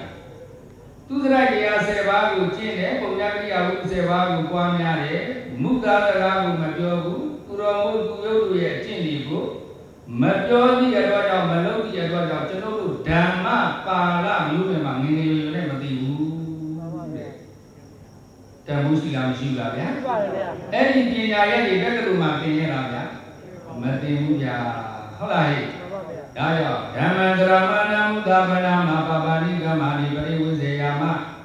အနာရိယပရိဝိဇေမုသဗနာသမာဟိတောအမန္တရဏမိယေအဲ့ဒါကြောင့်မလို့ကျွန်တော်တို့ဓမ္မပါဠိမျိုးတွေမှာငငယ်ရွယ်ရွယ်နဲ့သေယုံတော့မရှိပါဘူးဆရာကြီးရဲ့တဲ့ဒါတွေပဲကအောင်လေဆရာကြီးရဲ့တဲ့သူနောမဓမ္မအတ္တတံတတံသာနာသမိဓမ္မအတ္တတံရောဆေယမဟေတဝအတ္တနိနာသမတံလေကသမိုင်းအမန္တဟရာနာမိယေရိဘုရားဟောတယ်ဘုရားရဲ့နှုတ်ကပတ်တော်ကိုနော်ဘုရားရဲ့ဒေသနာတော်တွေကိုရွတ်ဖတ်လိုက်ရတော့ရွတ်ဖတ်ရတဲ့သံဃာတော်ဆင်သူမြတ်တွေရဲ့တရားပွဲတွေမှာလည်းအဲဒီလိုပါဠိဒေသနာတွေပါလာရင်ဟောရတာရတာတွေ့နေတာဟုတ်လားဒါကြောင့်ဓမ္မစရမဏမုဒ္ဒဗနာမပြီးတော့ဆက်ပြီးတော့ပြောလိုက်တာကသူနောမဓမ္မအတ္တတံတတေသာအာဂရိယနိဒဘာမောကနာမပွဲကြီးကိုဇေယကြီးမယကျွန်ုပ်တို့ဓမ္မပါဠိရွာသူရွာသားတွေဟာတတံသူတော်ကောင်းတို့ရဲ့ဓမ္မဟောကြားသောတရားတွေကိုလည်းသူနောမနာကြားကြပါလေသူတော်ကောင်းတွေတရားလာဟောပြီးဆိုကျွန်တော်တို့ရွာသူရွာသားတွေအားလုံးပါဖြစ်လေတရားကိုနာကြားတယ်သူတော်ကောင်းကြီးဟောတဲ့တရားကိုကနာကြားတာမဟုတ်ဘူးဆရာကြီးတဲ့အာတတံသူတော်မို့သူယုံပါတွေခေါ်ကြတဲ့ဓမ္မတွေကိုလည်းပဲတရားတွေကိုလည်းပဲသူနောမနာကြားကြပါလေသူတော်ကောင်းကြီးဟောတဲ့တရားကိုနာကြားတယ်လို့သူတော်မဟုတ်သူယုံပါတွေလာဟောရင်လည်းကျွန်တော်တို့ကတရားနာတာပဲတဲ့ဟုတ်လားဗျာနာသမိဓမ္မအတ္တတံရောဆေယမအပိစထိုတို့သူတော်မသူတော်လူနဖောတို့ရဲ့တရားကိုနာကြားကြကုန်တော်လည်းပဲအာတတံသူတော်မဟုတ်သူတော်မာရဲ့တရားတွေကိုနာရောဆေယမမနှစ်သက်ပါဘူးတဲ့သူတော်မသူတော်လူနဖောတို့ရဲ့တရားကိုနာကြားပြီမဲ့သူတော်မဟုတ်သူယုံမာရဲ့တရားကိုတော့မနှစ်သက်ပါဘူးလက်လည်းမခံပါဘူးတဲ့ကျင့်လည်းမကျင့်သုံးပါဘူးဒါဆိုရင်ဘာဖြစ်လို့နာကြတာတော့နဲ့အဲ့ဒီပုဂ္ဂိုလ်ကြီးစီကမေတ္တာလူရှင်လို့တဲ့ဒါပဲလို့သူယုံမာတွေကကျွန်တော်တို့ရွာမှာတရားလာဟောတယ်ကျွန်တော်တို့ကတရားမနာဘူးဆိုရင်ကျွန်တော်တို့ရွာကိုအန္တရာယ်ဖြစ်အောင်အန္တရာယ်ပြုမှာဆိုလို့ကျွန်တော်တို့သူတော်မဟုတ်သူယုံမာတွေပြောတဲ့တရားတွေကိုလည်း ကျွန်တော်တို့နားထောင်ပါလေသို့တော်လည်းမလိုက်နာပါဘူးမကျင့်သုံးပါဘူးကဲဒါလည်းကျွန်တော်လောကမှာရည်ကြီးတာမကြီးပါဗျာကြီးရပေါ့ဟုတ်လားဟဲ့သူမှရေတော်တဲ့စကားကိုနားမတော်ဘူးဆိုရင်ကိုယ့်ကိုအန္တရာယ်ပြုနိုင်တာပေါ့ဟုတ်လားဟဲ့ရွာကလည်းနည်းနည်းအတိုက်ခိုက်လုပ်ချင်တယ်လုပ်မှာပေါ့ဟုတ်လားဟဲ့ဒါကြောင့်မူနာသာတိဓမ္မအတ္တတံရောစေယမအပိသာတို့သူတော်မသူတော်လူနဲ့ဘောတူရဲ့တရားကိုနာကြားကြတော်လည်းပဲအာတတံသူတော်မို့သူယုံမာရဲ့ဓမ္မတွေကိုတော့နာရောစေယမမနှစ်သက်ပါဘူးတဲ့မလိုက်နာပါဘူးတဲ့မကျင့်သုံးပါဘူးတဲ့ဟေတဝအာသန္တိနာဇဟာမတန္တိအာသန္တိသူတော်မို့သူယုံမာရဲ့တရားစကားတွေကိုဟိတဝါစွန့်ပယ်ပြီးတော့တရားတော်ကောင်းရဲ့တရားတွေကိုဇဟာမတဲ့လိုက်နာပါတယ်ကျင့်သုံးပါတယ်ပွားများပါတယ်တဲ့ဓမ္မဤဓမ္မဤဝါတို့ကြောင့်သာလေအမှန်ကျွန်တော်တို့ရဲ့ကုလေဓမ္မဘာလာမျိုးနဲ့မှာဒေရံငေသောပုဂ္ဂိုလ်တို့ဒီနာမီယေနာမီယံဒီဘေသောကမှာတိယုတုံးသမရှိကြပါဘူးရဲ့လောကတိတိကောင်းစွာမသွေဖြေကြတော်မူလိုက်ပါ၏တည်း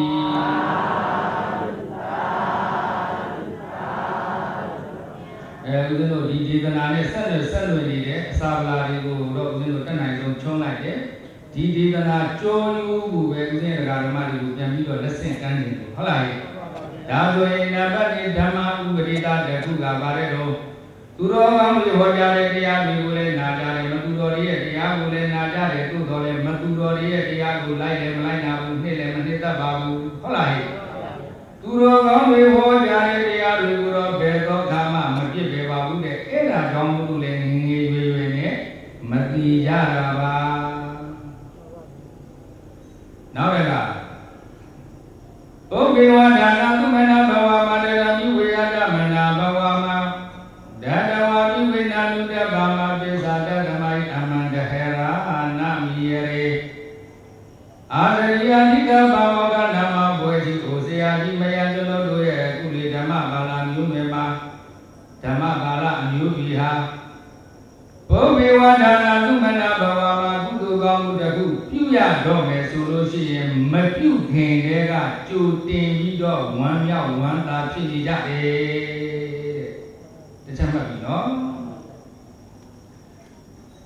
ဘုဘေဝဒါနသုမနာဘဝမှာကုသိုလ်တွေပြုရတော့မယ်ဆိုရင်မပြုခင်တည်းကကြိုတင်ပြီးတော့ဝမ်းမြောက်ဝမ်းသာဖြစ်နေကြတယ်တရံမိဝေအတ္တမနာဘဝမှာလူတန်းနေတဲ့အချိန်ကမှလည်းဝမ်းမြောက်ဝမ်းသာဖြစ်နေကြတယ်ဓမ္မဝါမိဝေနာနုတ္တဘာမပေစာလူတန်းပြီးတဲ့နောက်ပိုင်းမှာလည်းအမြဲတမ်းဝမ်းမြောက်ဝမ်းသာဖြစ်နေကြတယ်ဒါတို့ဓမ္မတွေနားနေတဲ့စကားတွေပုပ္ပစေနာမုံဇစေနာသစေနာပေါ့ဟုတ်လားမဂ္ဂနိဗ္ဗာန်မှာမန္လေဆရာတော်ဘုရားရဲ့ဒီစေတနာသုံးတန်နဲ့ပတ်သက်ပြီးတော့ဆုံးဖြတ်ချက်တစ်ခုရှိတယ်မလူခင်ဝမ်းမြောက်တဲ့ပုဂ္ဂိုလ်တွေကပထမအရွယ်မှာပြည့်စုံတယ်တဲ့လူတန်းတဲ့အချိန်မှာဝမ်းမြောက်တဲ့ပုဂ္ဂိုလ်တွေကဒုတိယအရွယ်မှာဘဝပြည့်စုံနေတဲ့စီဝါရေးပညာတွေအားလုံး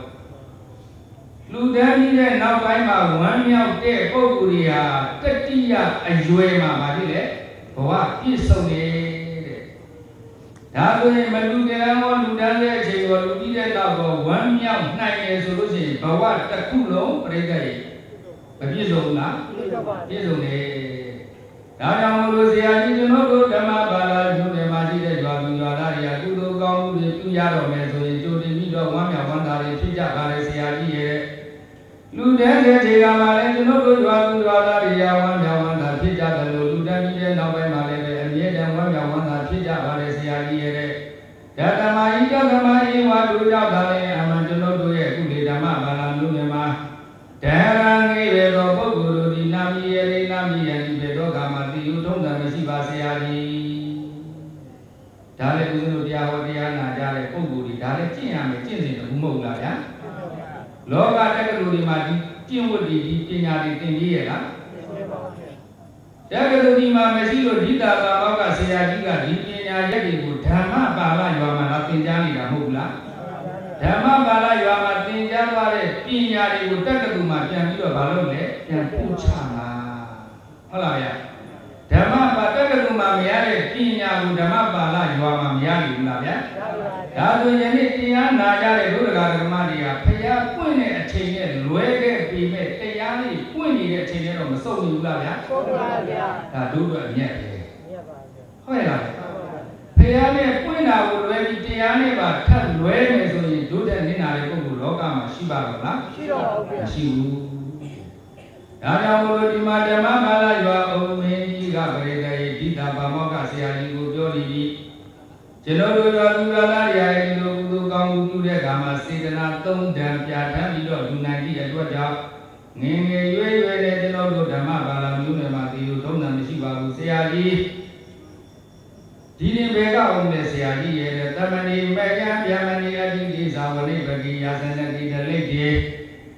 အနိနာပါဠိနာအပိတဘေယမတတမိုင်းအမန္တဟေရာနမီယေအာရယတိသဗမောကနာမဘွယ်ဒီကိုဆရာကြီးမယံကျွန်တော်တို့ရဲ့ဓမ္မပါဠိမျိုးနယ်မှာဓမ္မပါဠိရွာသူရွာသားတွေကတမဏိစာကိလေသာတွေကိုငြိမ်းစေတတ်တဲ့တမနာမျိုး၎င်းတမနာဗျာမဏိစာကိလေသာတွေကိုအပပြုပြီးတော့ကိလေသာတွေကိုခေါင်းပါအောင်ကျင့်နေတဲ့ဗျာမဏမျိုး၎င်းတဲ့သမဏိမယံဗျာမဏိအတ္တိကိသာခရီးသွားတဲ့ပုဂ္ဂိုလ်ကိုပဲဖြစ်ဖြစ်ဝဏိပကိတဲ့ဒီမှာဦးဇင်းတို့ရာဇလတိနဲ့ဝဏိပကိများတော်တွေပြောနေတာကပုံတောင်းရာဇကာတဲ့တောင်းစားတဲ့ပုဂ္ဂိုလ်တွေကိုပုံတောင်းရာဇကာလို့ဒီလိုပြောကြဒါပေမဲ့ပုံတောင်းကတခုရာဇကာကတခုဝဏိပကဆိုတာပုံတောင်းဆိုတာကိုယ်သွားတောင်းတဲ့ပုဂ္ဂိုလ်တယောက်ရဲ့ဂုဏ်ကျေးဇူးတွေကိုဖော်ကျူးပြီးတော့တောင်းစားတာကိုဘာလို့ခေါ်လဲပုံတောင်းဝဏိပကရာဇကာဆိုတာကတဏှာပါပြီးပါကံပါလို့ငိုယူပြီးတော့တဏှာအောင်ပြောပြီးတော့တောင်းစားတာကိုရာဇကဟုတ်လားဗျာဒါပေမဲ့သူတို့ကများသွားတယ်ဘယ်လိုပြောလဲပုံတောင်းရာဇကာလို့ပဲတွေ့သုံးနေတယ်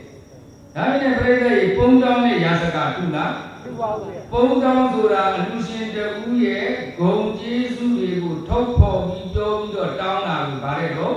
ပုံတောင်းရာဇကဆိုတာကတဏှာအောင်ပြောပြီးတော့တောင်းစားတဲ့ပုဂ္ဂိုလ်ကိုဘာလို့ပြောလဲရာဇကာ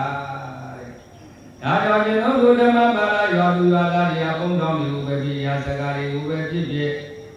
အဲဒီလိုအထီးကျန်နေတဲ့ပုဂ္ဂိုလ်တွေကိုပဲဖြစ်ဖြစ်တဲ့မြင့်မြတ်တဲ့အလှူခံတွေပဲဖြစ်ဖြစ်ယုံနေတဲ့အလှူခံတွေကိုပဲဖြစ်ဖြစ်ကျွန်တော်တို့ဓမ္မပါဠိရွာသူရွာသားတွေကလှူဒန်းနေရှင်သူစီယမေတ္တာတွေကိုအပြည့်အဝမရဘူးလားရပါတယ်ဗျာဒါကြောင့်အဘိဓပ္ပယမနှစ်သက်စေတဲ့အဲ့ဒီလာတောင်းတဲ့ပုဂ္ဂိုလ်တွေကိုနှစ်သက်အောင်ဝါဝလင်းလင်းကွင်းမွေးပါတယ်လှူဒန်းပါတယ်တဲ့ဒါကြောင့်ဓမ္မယဓမ္မယဝတို့ကြောင့်သာလေအမှကျွန်တော်တို့ရဲ့ကုသိဓမ္မပါဠိမျိုးတွေမှာဒေရငေရတော်ပုဂ္ဂိုလ်တို့ဒီနာမီယေရိနာမီယနိဘေသောကမပြေထုံးစံမရှိပါဘူးရဲ့တော့ကတိဒီကောင်းစွာမသွေဖြေကြတော်မူလိုက်ပါ၏တတိ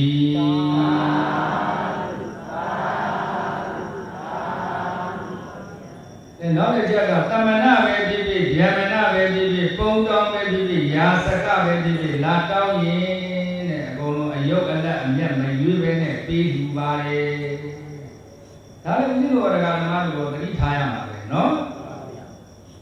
သမဏတွေပဲလူကျင်တယ်ဗျာမဏတွေပဲလူကျင်တယ်ဒီလိုမဟုတ်ဘူးပုံတောင်းတွေကရာဇကာတွေကခရီးသွားတဲ့ပုဂ္ဂိုလ်တွေကသူတို့ရွာလူရွာသားတွေကမလူကြဘူးလားလူပါတယ်ဗျာလူတဲ့နေရာမှာလဲဝိจิတန်းကြီးတဲ့လူလိုက်တာမဟုတ်ဘူးတဲ့အဘိဓပ္ပယမတဲ့နှစ်သက်အောင်လူလိုက်ပါလေဒါမှလည်းသူတို့စီကမေတ္တာတွေအပြည့်အဝပြန်ရမှာပေါ့ဗျာဟုတ်လားဗျာဒါဆိုရင်တဲ့ပရိသတ်ရေဘယ်နဲ့ချက်ရှိသွားပြီလဲဥမောင်ညာပါဟုတ်နံပါတ်1ပါလေတော့ဥစ္စရတရားတွေကျင့်နေဘုဒ္ဓဘာသာတွေမပြောဘူးဟုတ်လားဟဲ့နောက်တကသူတော်ကောင်းတွေရောသူတော်မာတွေရောတရားတွေကိုလည်းမနာကြဘူးလားနာကြပါ သူတော်ကောင်းရဲ့တရားကိုတော့လိုက်နာတယ်ကျင့်သုံးတယ်သူတို့မာရဲ့တရားတွေကိုတော့နားထောင်တယ်မေတ္တာလိုခြင်းလို့အန္တရာယ်ပြုမှကြောက်ဟုတ်လားဟဲ့မလိုက်နာဘူး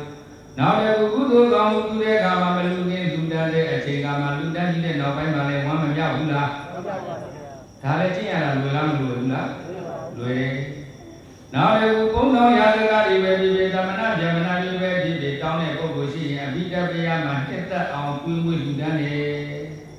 နောက်လည်းဆရာကြီးဒီရင်ပဲကောင်းတယ်ကျွန်တော်တို့ဓမ္မဘာသာရွာလူရွာသားတွေဟာမေယသာပရိယာနာတိကမ္မမှာအမေသာပရိယာနာတိကမ္မတိအညတရတာယဗျမစရိယသရမန္တသမိုက်အမန္တဟရနာမီယေအာရယံတိသာဘာမကနာမဘွယ်ဒီကိုဆရာကြီးမယံကျွန်တော်တို့ဓမ္မဘာသာရွာလူရွာသားတွေဟာဘယင်စမယင်စပရိယံနာတိကမ္မမှာကျွန်တော်တို့ရဲ့ဇနီးမေယတွေမှာတဘာတခြားသောအမျိုးသမီးတွေကိုနာတိတ်ကမာမစိတ်နဲ့တော့မပြစ်မှားပါဘူးဆရာကြီးမှတ်တာနော်ကျွန်တော်တို့ဓမ္မဘာသာရွာမှာရှိတဲ့အမျိုးသားတွေဟာကိုယ့်ရဲ့အိမ်တော်ကြီးဇနီးတွေမှာတဘာအခြားသောအမျိုးသမီးတွေကိုပြစ်မှားဖို့မပြောပါနဲ့စိတ်နဲ့တော့မပြစ်မှားကြပါဘူးတဲ့အာမိသာပရိယနာတိကမမကျွန်တော်တို့ရွာသူရွာသားအမျိုးသမီးတွေကလည်းပဲသူတို့ရဲ့အမျိုးသားဒီမှတပါးတခြားသောအမျိုးသားတွေကိုစိတ်နဲ့တော့မပြေမှားပါဘူးဆရာကြီးတဲ့အဲကြောင့်လို့ကျွန်တော်ဓမ္မဘာသာရွာသူရွာသားတွေအသက်ရှိတာဟုတ်လားတိုင်းမောင်လေးတို့ကျွန်တော်တို့ဓမ္မဘာသာရွာသူရွာသားတွေဟာအမျိုးသားတွေကလည်းကိုယ်အိမ်သူအိမ်သားမှတပါးတခြားသောအမျိုးသမီးတွေကိုစိတ်နဲ့မှမပြစ်မှားတယ်လို့အိမ်သူအိမ်သားအမျိုးသမီးတွေကလည်းကိုယ်အမျိုးသားမှတပါးတခြားအမျိုးသမီးတွေကိုမျိုးသားတွေကမျိုးသမီးတွေကိုမျိုးသမီးတွေကမျိုးသားတွေကိုစိတ်နဲ့တော့မပြစ်မှားပါဘူးဆရာကြီးရဲ့တဲ့အင်ယတရတာယိဗျမစရိယံတဲ့ကျွန်တော်တို့ရွာသူရွာသားတွေကဗျမစရိယအဗျမစရိယကိုလေတဲ့စောင့်သိရတယ်တဲ့ဟုတ်ပါလားဗျာခုနအဘောကပြောတာဘုရားမိရာယအဗျမစရိယဆိုတာမေထုံကိုရှောင်တင်လိုက်တာကိုဘာလို့ပြောလဲအဗျမစရိယဟုတ်လားဗျာဒကာကြီးမကြီးတို့တလားမှာ၄တရိပ်ကိုမဆောက်ဘူးလားဟုတ်တယ်လားလာဇန်ရှိရဲ့လာပြီကျော်ရှိရဲ့လာကိုမဆောက်လားအဲ့ဒီဓမ္မဘာသာရွာသူရွာသားတွေဟာတပတ်ကိုတလားကို၄ရက်မဟုတ်ပါဘူးအကျိုးဥပုံလည်းဆောက်တယ်အပူဥပုံလည်းဆောက်တယ်အကျိုးဥပုသ္တရာကရှေ့ရမရောက်ခင်တို့ဒီမှာပြောနေတာဖိတ်နေပေါ့ဟုတ်လားဟဲ့ဥပုံလေးကိုကြိုပြီးတော့အကျိုးလေးလည်းပါဖြစ်တယ်စောက်တယ်အဖိတ်ကြီးမှာကြိုပြီးတော့စောက်တယ်ဥပုံလေးလည်းစောက်တယ်အားမရဘူးလို့အပူဥပုံတဲ့ကိုရည်လေးလည်းထပ်ပြီးတော့စောက်တယ်ဟုတ်လားဒါဆိုရင်ကလာမှာဗရိယဖြစ်သွားတယ်12ရက်မဖြစ်သွားဘူးလားလာဇန်9ရက်မှာအပူရောသူရက်ရောအကျိုးရောဟုတ်လားနောက်လာပြီးတော့ရှေ့ရက်လာကိုယ်ဆိုတော့12ရက်မဖြစ်သွားဘူးလားအေးဒါကြောင့်မို့လို့ကျွန်တော်တို့ဓမ္မဘာသာရွာသူရွာသားတွေဟာအပူဥပုဒ်ဒီရောအကျိုးဥပုဒ်ဒီရောအဗျမစရိယာတိတ်္ခာပုဒ်ဒီကိုစောင့်ထိန်ပါလေဆရာကြီးဓမ္မဤကသမဧဝထိုတို့သူတစ်ပါးရဲ့အိမ်ယာကိုလည်းမလွန်တူဘူးအဗျမစရိယာတိတ်္ခာပုဒ်ကိုလည်းစောင့်ထိန်ကြည့်အတွက်ကြောင့်အမှန်တို့ကိုရဲ့ဓမ္မဘာသာမျိုးတွေမှာတေရနေသောပုဂ္ဂိုလ်တို့သည်နမိယေနမိယံဒီဘေသောကမတိယုတုံးကမရှိပါဘူးရဲ့တော့ကတိဒီကောင်းစွာမသွေဖြီးကြတော်မူလိုက်ပါ၏တည်း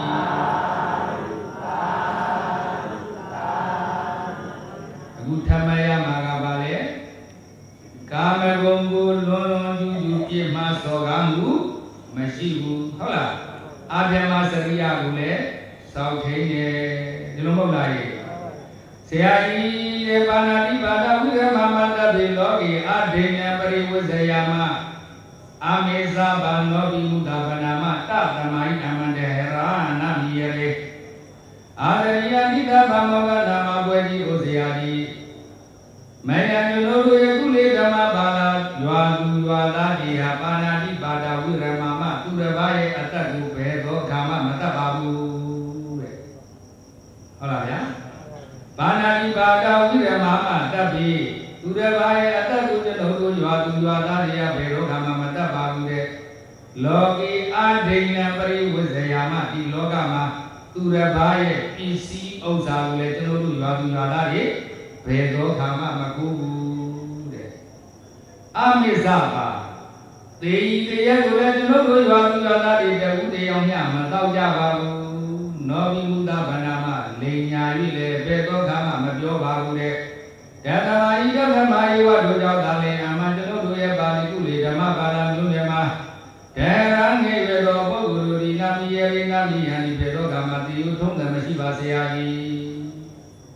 အဘောကပရိသတ်ရေကာမိကုမိစ္ဆာသရာဟုအောက်ကပါဏာတိပါဒယေအာရိနာဒါနာယေဟုတ်လားနောက်တစ်ခါပါလေမုဒ္ဒဝါဒယေသူရဝိရာယေနှစ်ခုပေါင်းလိုက်တော့ပါဏာတိ၅ပါးသီလမဖြစ်သွားဘူးလားအဲ့ဒီ၅ပါးသီလလုံးစုံနေအဲကြောင့်ကျွန်တော်တို့ဓမ္မပါဠိမျိုးနယ်မှာငယ်ငယ်ရွယ်ရွယ်နဲ့မသိကြတာတက်တန်ပြည့်အောင်ညီကြရတဲ့ဆရာကြီးဟုတ်လားဗျာဒါကြောင့်ကျွန်တော်အားလုံးဒီမှာစဉ်းစားရမှာပေါ့နည်းနည်းလေးပေါ့ဗျာတချို့ကဒီဘာသာကိုမတတ်ဘူးတဲ့ငရေကြီးမှကြောက်လို့ကိုကမတတ်တာဟုတ်လားဝိလိုက်မှကြောက်လို့ကိုကမတတ်တာတတဝါကိုတဏှာလို့မတတ်တာမဟုတ်ကိုချစ်လို့မတတ်တာဟာရှောင်းနေဆိုတာကိုချစ်လို့ရှောင်းလိုက်တာမဟုတ်ဘူးလားတကယ်ရှောင်ရမှာကတတ္တဝါကိုမေတ္တာထားပြီးတော့ကျင့်နာပြီးတော့ရှောင်မှာမဟုတ်ဘူးလားအဲဒါလေးလည်းဦးဇင်းတို့သတိထားကြရအချက်လေးပေါ့ကိုမေတ္တာကကိုရှောင်လိုက်တဲ့အရှောင်ခြင်းကကိုချစ်လို့ရှောင်ခြင်းနေရမရောက်ပါဘူးလားဗျာလောကကြီးကိုမေတ္တာတွေပြီးခြင်းလို့ရှောင်ခြင်းတဲ့အနေနဲ့ရှောင်ခြင်းမယ်ဆိုရင်ပို့ပြီးတော့မမြတ်ဘူးလားဗျာရှောင်တာလေးပြီနော်ဒီဒါကြောင့်လို့ဒီနဂါရမှာဓမ္မဘာသာယောဂီညာတိတဘာမောကဆရာကြီးကိုအသက်ရှိကြောင်းနိလန်းကောင်းလေးကိုပြောပြလိုက်တော့၅ပါးသီလအကြောင်းကိုမပြောပြလိုက်ဘူးလားကျွန်တော်တို့ဓမ္မဘာသာမျိုးနယ်မှာယောဂီရွာသားတွေအားလုံးက၅ပါးသီလကိုစောင့်ထိန်ကြပါတယ်ဆရာကြီး၅ပါးသီလလုံးလုံးကြပါတယ်ဆရာကြီးဒါကြောင့်အသက်ရှိခြင်းဘာလို့ရမလဲ၅ပါးသီလလုံးချုံအောင်ထိန်းရပါဗျာဧတာတုဝေသာယေသုဒ္ဓမာတုဝေရာဝိနောဒီဗုဒ္ဓပညာ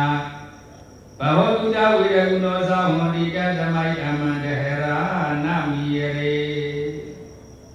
အာရိယတိကဘာမကနာမဘွယ်ဒီကိုဆရာကြီးမေယကျွန်တော်တို့ရဲ့ကုလေဓမ္မပါဠိမျိုးနွယ်မှာ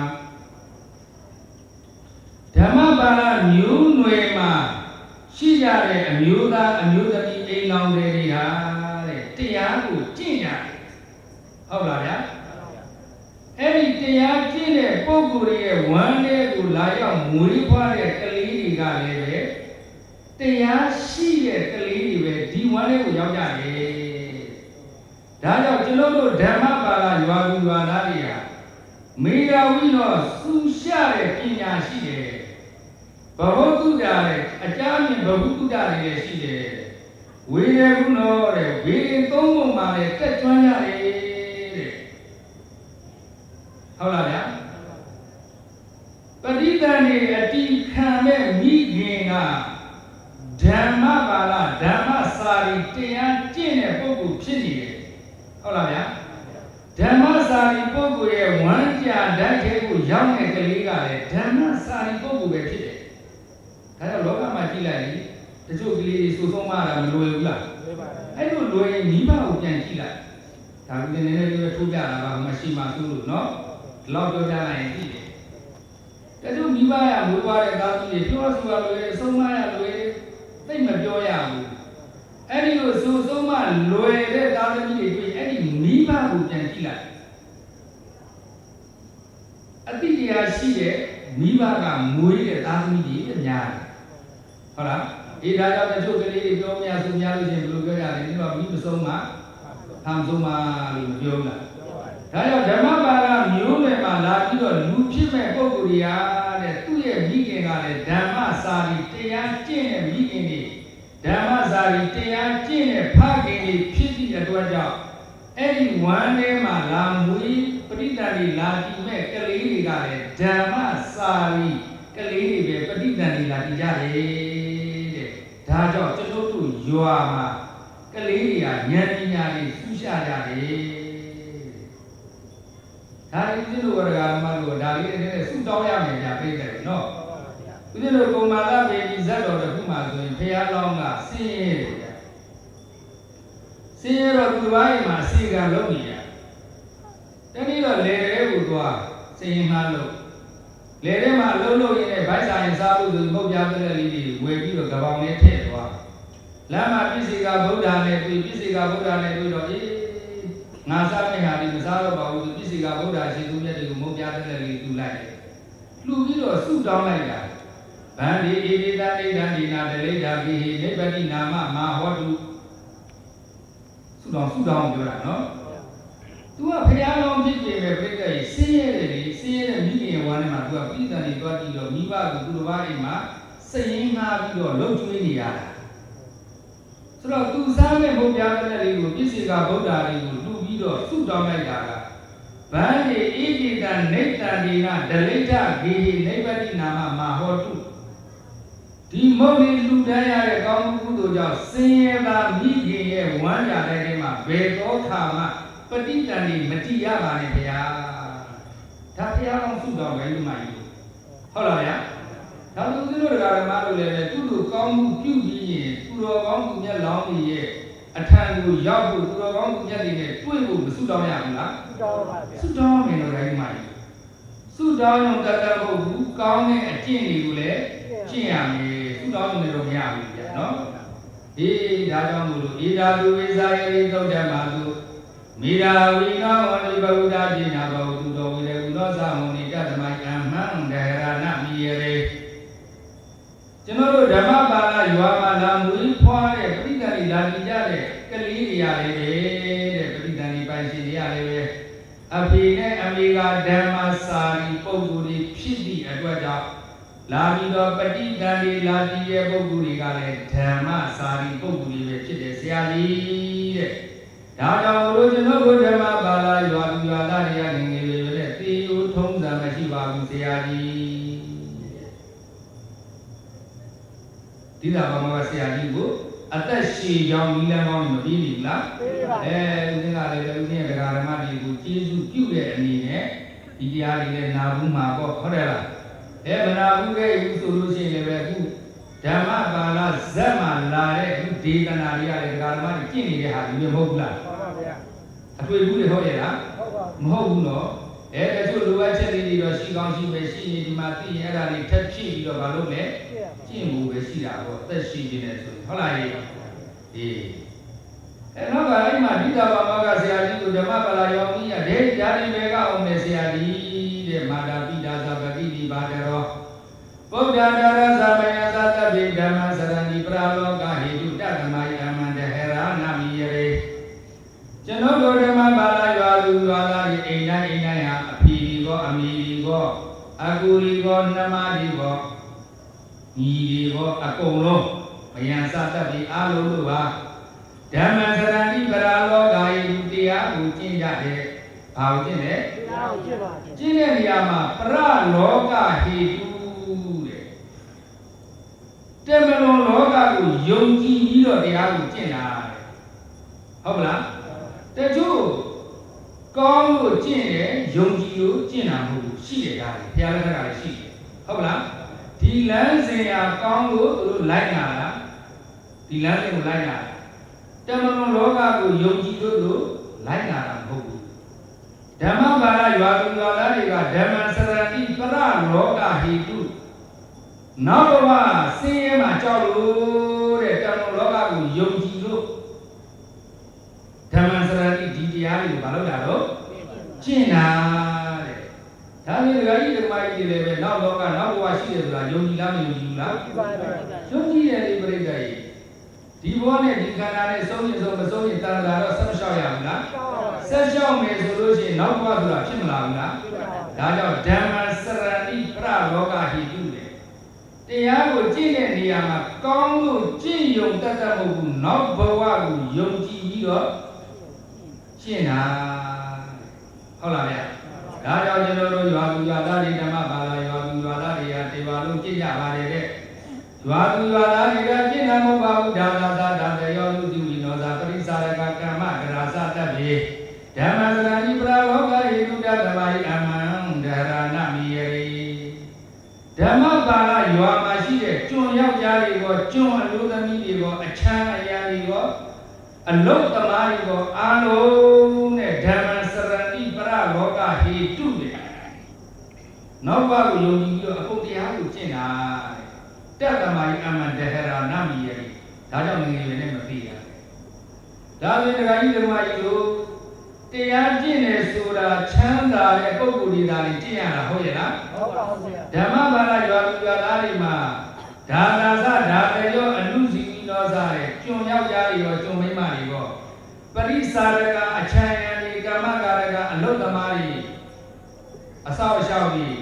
တကားဆောက်တဲ့ပုဂ္ဂိုလ်လည်းပါမယ်ဉာဏ်လုံးတဲ့ပုဂ္ဂိုလ်လည်းပါမယ်ဟုတ်လားဟိဒါဆိုရင်ပြိဿကြီးတို့တော့မအားသေးပါဘူးလုံးနေလုံးနေရတယ်တရားကိုမကျင့်နိုင်သေးပါဘူးလို့ပြောရမှာမပြောရဘူးလားပြောပါဘူးမပြောရဘူးဟုတ်လားဟိအလုံးလုံးနေရင်းနဲ့ကောင်းတဲ့စိတ်နဲ့အလုံးလုံးနေအဲ့ဒါဘာဖြစ်နေလဲကုသိုလ်တွေမဖြစ်နေဘူးလားဖြစ်နေပါဘူးကုသိုလ်လုံးဖို့ဆိုပြီးတော့အလုံးလုံးနေတယ်ဆိုရင်အလုံးလုံးနေရင်းနဲ့ဘာဖြစ်နေလဲကုသိုလ်လုံးနေတာဟုတ်လားဗျာဒါကြောင့်မလို့သူတော်ဘာတွေမှာအစဉ်ခံဖြစ်နေပြီမဲ့စေရနာမုံမုံမြဲမြဲနဲ့အလုံးတွေလုံးနေရင်အဲ့ဒါကုသိုလ်တွေမဖြစ်နေဘူးလားဖြစ်နေပါဘူးဗျာဟုတ်လားဗျာဒါကြောင့်ကျွန်တော်တို့ဓမ္မပါဠိမျိုးတွေမှာရွာသူရွာသားတွေသားလေးဒီအကျင့်တွေကိုကျင့်တာမဟုတ်ပါဘူးလေကျွန်မျိုးသားကျွန်အမျိုးသမီးတွေကိုလည်းအမျိုးသမီးတွေကလည်းပဲဒီဓမ္မစရဏိတရားတွေကျင့်ကြပါလေဒါဓမ္မဤဓမ္မဧဝတို့ရောက်တာလေအမှန်ကျွန်တော်တို့ရဲ့ကုလေဓမ္မပါဠိမျိုးတွေမှာဒေရာငေရတော်ပုဂ္ဂိုလ်တို့ဒီနာမီယေနာမီယေဤဘေသောကာမတိယုထုံးလည်းမရှိပါဘူးရဲ့တော့ကတိတိကောင်းစွာမတိဖြေကြတော်မူလိုက်ပါ၏တည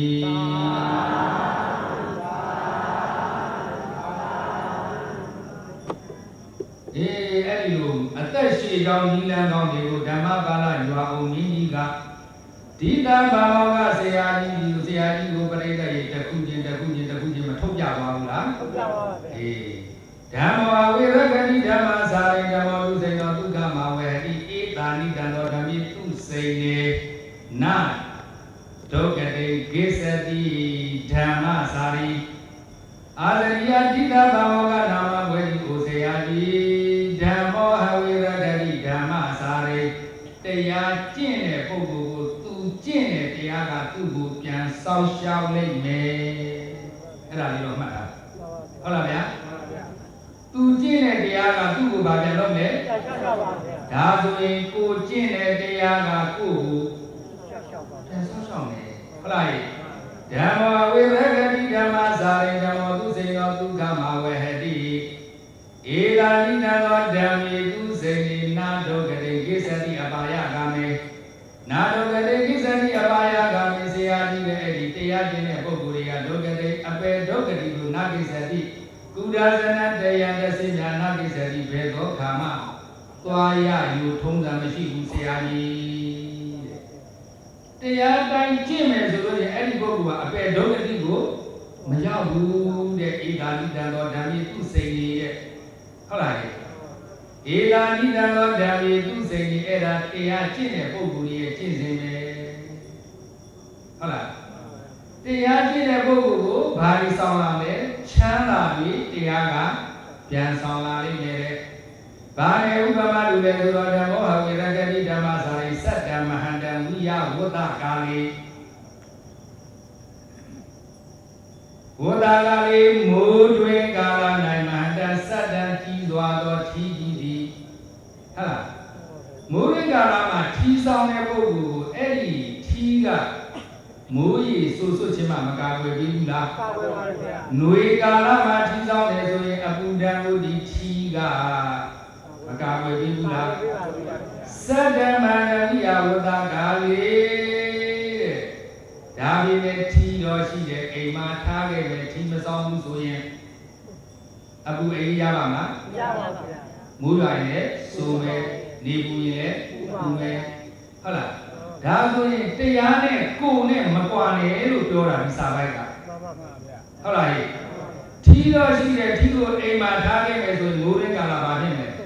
မိုးစုမှာပေါ့လူကာလနေမပူဘူးလားပူပါဗျာစတ္တမန္တဝိယဝတ္တကာလိတဲ့မိုးရင်းကာလမှာထီးဆောင်တဲ့ပုဂ္ဂိုလ်ကိုထီးကနေပြီးတော့ မိုးရေဆိုခြင်းຫນွေကာလမှာအပူလုံစေခြင်းကိုပြီးတယ်လို့ပဲဒါရင်းနဲ့ထီးရောရှိတယ်မဆောင်ခဲ့တဲ့အိမ်မှာချိတ်ထားခဲ့မယ်ဆိုရင်အပူအေးတန်ကာဝယ်ပါမလားတရားကိုကိုယ်နဲ့နှုတ်နဲ့စိတ်နဲ့တခါလေးမကတ်ထားတဲ့ပုဂ္ဂိုလ်ကိုလည်းဒီတရားကပြန်ဆောက်ရှောက်ပါမလားဆောက်ရှောက်ပါဘူးဗျာဒါဆိုရင်ဓမ္မောဝေရဂတိဓမ္မစာရီတရားကျင့်တဲ့ပုဂ္ဂိုလ်ကိုတရားဆောက်ရှောက်တယ်ဆိုရင်အဲ့ဒီတရားကိုကိုယ့်ရဲ့နှလုံးသားထဲမှာအမြဲတမ်းမဖြစ်နေရမယ်ကိုယ်နဲ့မကွာရှိနေရမယ်ဟုတ်လားဗျာအေးဒါကြောင့်ဓမ္မိနာဂုတ်တော်မမဓမ္မပါလောမမဓမ္မပါလောကျွန်ုပ်သာဓမ္မပါလောဒီဓမ္မိနာဂုတ်တော်သူစောက်ရှောက်တဲ့တရားကသူ့ကိုစောက်ရှောက်နေတယ်အင်ညာတာအဋ္ဌိတိပုတိကုမာရောဆရာကြီးယူလာတဲ့အယုတရားအင်ညာတာအခြားတစ်ပါးသောစိတ်အယုတွေခွေးအယုတွေဖြစ်နေမယ်ကျွန်တော်ကယုံမဟုတ်ဘူးတဲ့သူဒီကုမာရောတဲ့ကျွန်တော်ကဓမ္မပါဠိလေးကကိုယ်စိတ်နဲ့ပြကျမ်းမာခြင်းချမ်းသာခြင်းနဲ့ရှိနေတယ်ဓမ္မိနာဂုတ်တော်သူထိန်းသိမ်းခဲ့တဲ့တရားကသူ့ကိုမလုပ်နေလေဒါဆိုရင်တို့တရားဟောတရားနာကြတဲ့ပုဂ္ဂိုလ်တွေတရားကိုစောင့်ရှောက်နေတဲ့ဓမ္မိနာဂုတ်တတရားနဲ့လုံးချုံနေမယ်ဆိုလို့ရှိရင်အဲ့ဒီတရားကကိုယ့်ကိုပြန်မစောင့်ရှောက်နေဘူးလားစောင့်ရှောက်နေတယ်ဒါကြောင့်ဓမ္မိနာဂုတ်တော်မမဓမ္မပါလောဆရာကြီးကျွန်တော်ကဓမ္မပါဠိဟာသူစောက်ရှောက်ခဲ့တဲ့တရားကြီးကသူ့ကိုစောက်ရှောက်နေတဲ့ကျွန်တော်သာဘယ်တော့မှမသိပါဘူးဆရာကြီးရဲ့အင်ညတာအဒီဆရာကြီးယူလာတဲ့အယုတွေကအခြားတစ်ပါးသောစိတ်တတဝါကိုယ်တတဝါတွေရဲ့အယုဖြစ်ပါလိမ့်မယ်ကျွန်တော်သားရဲ့အယုမဟုတ်ပါဘူးသူဒီကုမာတော့ကျွန်တော်သားရဲ့ကျမ်းမာမာနဲ့ကိုယ်စိတ်နဲ့ပြကျမ်းမာသွားနဲ့ရှိနေတဲ့ဆရာကြီးတဲ့ဓမ္မပါဠိရွာအောင်ကြီးကမဖြေကြလိုက်ဘူးလားဖြေကြလိုက်ပါဘူးအဲ့ဒီတရားကိုမြတ်စွာဘုရားကသူ့ဖခင်ကြီးတော်ကြီးကိုအဲ့အတိတ်ကြောင့်ဟောနေတာဟုတ်လားဗျာအဲ့ဒီသာဘာမကဆရာကြီးကလည်းဓမ္မပါဠိရွာအောင်မင်းကြီးစီကအသက်ရှင်ကြောင်းဤလန်းကောင်းတွေကိုပေပရပိုက်မှာရေးပြီးတော့ဆရာကြီးကိုနှုတ်ဆက်ပြီးတော့တက္ကသိုလ်ကြီးကိုပြန်နေဗျာတက္ကသိုလ်ကြီးမှာသင်တန်းညွန်းနှန်းအောင်မရှိသေးတဲ့အဲ့ဒီအသက်ရှင်ကြောင်းဤလန်းကောင်းကိုဒီသာဘာမကဆရာကြီးကအဲ့တက္ကသိုလ်ကြီးမှာဗာပြန်လုပ်လဲပြန်လေပြီးတော့ဥချပေးတယ်ဒါကြောင့်ဦးဇင်းကလည်းအဲ့ဒီဒေသနာကိုတို့တရားဓမ္မတွေကိုအသက်ရှင်နေဖို့နေရာရဲ့တတ္တမှာတန်းတန်းမာမာနေဖို့စောင့်ထိန်ရမယ့်တရားတွေကိုစောင့်ထိန်ကြဖို့အသက်ရှင်ကြောင်းဤလန်းကောင်းတွေကိုဦးဇင်းကပြန်လေပြီးတော့ညှဝီပြီးတော့ဟောကြားပေးတာပေါ့နော်ဒီမှာမြတ်စွာဘုရားကအန္တရာပဒမနစွမ်းတဲ့ဒီလိုဂျာကာလမှာသူ့အပြင်သုတ်တော်ရဏမင်းကြီးကိုပြောခဲ့တဲ့သုတ်တော်ရဏမင်းကြီးပြောတယ်လေအရှင်ဘုရားတရားအားထုတ်နေတဲ့အချိန်မှာဒုက္ခစရိယာကျင့်နေတဲ့အချိန်မှာလက်ဒီလာပြောတယ်သိရင်ဒါသိပြီလို့ဟုတ်လားသူမယုံကြည်ဘူးလို့မပြောဘူးလားအဲ့ဒီမှာမြတ်စွာဘုရားကအခုမှမယုံကြည်တာမဟုတ်ဘူးတဲ့ဟိုဘဝတုန်းကလည်းမယုံကြည်ခဲ့ဘူးဆိုပြီးအတိတ်ကြောင့်အဖေကိုပြန်ဟောနေတာဟုတ်လားဗျာဇက်ပေါင်းလိုက်တဲ့အခါကျတော့သုတ်တော်အဲ့ဒီဓမ္မပါဠိရွာဦးမင်းကြီးကဒီဘဝမှာပါလာဖြစ်တယ်သုတ်တော်ရဏမင်းကြီးဖြစ်တယ်ဒီသာဘာမောကဆရာကြီးကအရှင်သာရိပုတ္တရာလာဖြစ်တယ်ဟုတ်လားဗျာဓမ္မပါဠိလူလင်လေးကဘုရားဖြစ်တယ်ခရယာလာဖြစ်တယ်ဟောအဲ့ဒီဓမ္မပါဠိဇက်ကိုလည်းဟောကြားပြီးတော့သစ္စာတရားတွေကိုဇက်လည်းဟောကြားလိုက်တဲ့အတွက်ကြောင့်ဖခင်ကြီးတော်သုတ်တော်ရဏမင်းကြီးကအဲ့ဒီနေရာမှာပဲသုံးခုပေါ့ဗျာသောတာကအနာဂံအဲ့ဒီခိုင်းနေဖြစ်သွားဟုတ်လားဒီအနာဂံပြည့်သွားမြတ်စွာဘုရားလည်းဒီမှာနေပြီးတော့ရာဇဂုပြန်ကြွပေါ့ဗျာကြွပြီးတော့သုတ်တော်ရဏမင်းကြီးလည်းအသက်95နှစ်96နှစ်ဝန်းကျင်လောက်မှာပဲထီပြီးအောင်မှာပဲသုတ်တော်ရဏမင်းကြီးလည်းဘာဖြစ်သွားလဲဉာဏ်ဒီပြိဋိဘံဆန်သွားတယ်ပေါ့ဗျာဟုတ်လားဗျာဒါကြောင့်ယနေ့အားလုံးသောသူတို့ရဲ့ဓမ္မဒီလည်းပဲ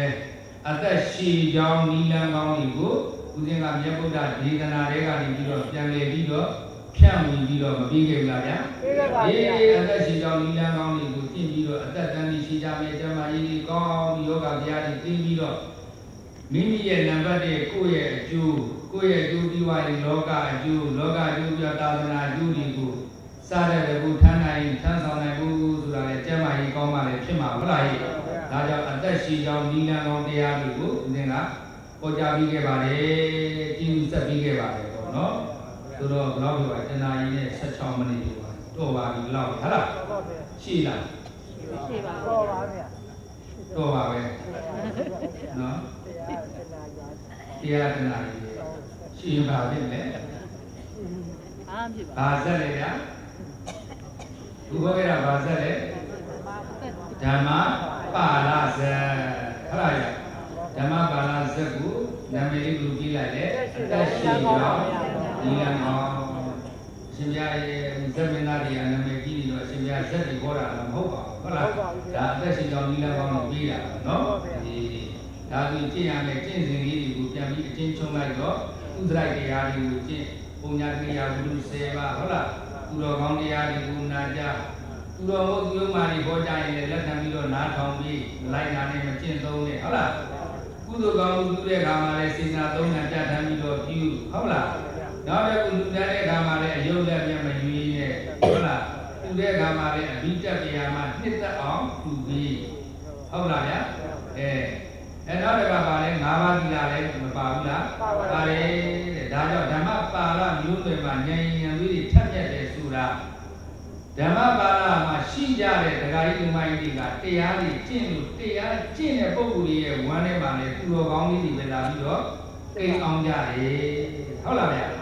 နောက်တစ်ခါဒီဓမ္မပါဠရွာမှာရှိကြတဲ့ပုဂ္ဂိုလ်တွေကတရားကိုကျင့်တယ်ဆိုတာပရလောကဟိတုနောက်ဘဝရှိတယ်ဆိုတာယုံကြည်လို့ကျင့်ကြတာနောက်တစ်ခုတရားကျင့်တယ်ဆိုတာရှိတဲ့ပုဂ္ဂိုလ်တွေကြီးပဲကျင့်ရတာမဟုတ်ဘူးမရှိတဲ့ပုဂ္ဂိုလ်တွေလည်းမကျင့်ကြဘူးလားမရှိတဲ့ပုဂ္ဂိုလ်တွေကလည်းဒုမှမရှိသေးတာကွယ်လို့ညီးညူနေမဲ့စားရတဲ့အချိန်မှာ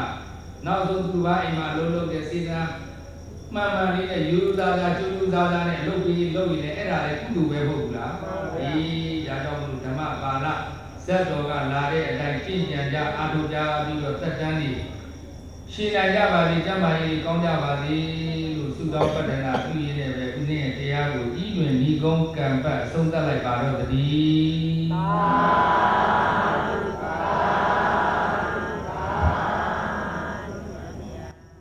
ာသနာတော်နှစ်2569ခုနှစ်ခရစ်တက္ကရာ2026ခုနှစ်ဖေဖော်ဝါရီလ18ရက်ခောလာတက္ကရာ1388ခုနှစ်တပေါင်းလခန်းနဲ့ရဲ့အင်္ဂါနေ့35ကြိမ်မြောက်ကျုံသူဗုဒ္ဓဘုဒ္ဓနိယပွဲတော်တွင်ကျုံသူဘောကအဖွဲ့မှချီးမွမ်းခြင်းပပြုလုပ်ပူဇော်အပ်သောဗုဒ္ဓဘုဒ္ဓနိယပွဲတော်အကျိုးဓမ္မသဘင်ဒုတိယပွဲကြီးတွင်ဒလနန်ကြီးဝါဆရာတော်ဘုရားဖြစ်တော်မူသော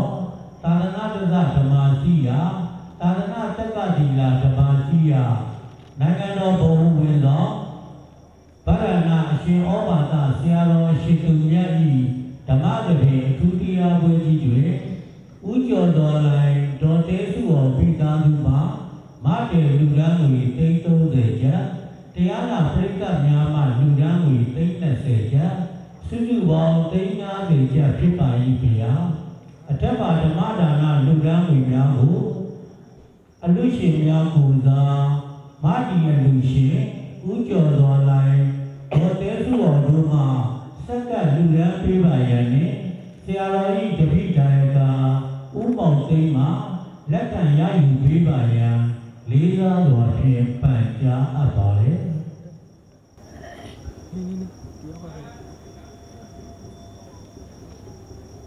လူရှင်ဥကျော်တော်လိုင်တို့တတိမောင်များတက်ရောက်ဆက်ကလူဒန်းပေးပါသာဓုသာဓုသာဓုစေယောဟောတုဣမံပုညဘာကသဗ္ဗနတ္တနာဘာယတုကို၎င်းကုသိုလ်ကံဤကောင်းသောအကျိုးပေးခြင်းအကုသိုလ်ကံဤမကောင်းသောအကျိုးပေးခြင်းဘုဘာကကိုရှိဘဝယခုဘဝသောဆက်ခဲ့ကြကုန်သောမိဘဘုရားဆရာသမားတို့အား၎င်းနတ်တို့တည်းမေတ္တာမိဝေပါ၏အညမေတ္တာဒီဝေပါ၏အလုံးသောတတဝါအပေါင်းတို့သည်ကိုယ်စိတ်နှပြချမ်းသာကြသည်ချမ်းသာကြသည်ဝမ်းသာကြသည်နိဗ္ဗာန်ရကြသည် ဖြစ်ကြပါစေကုန်သောအလုံးကြကြသမျှအမြအမြအမြယူတော်မူကြပါကုန်လောသာဓုသာဓုသာဓုအလုံးကြကြသမျှမြအမြအမြယူတော်မူကြပါကုန်လောသာဓုသာဓုသာဓုအလုံးကြကြသမျှအမြအမြအမြယူတော်မူကြပါကုန်လောသာဓုသာဓုသာဓုပြေမာစေကိုယ်စိတ်နှပြချမ်းသာ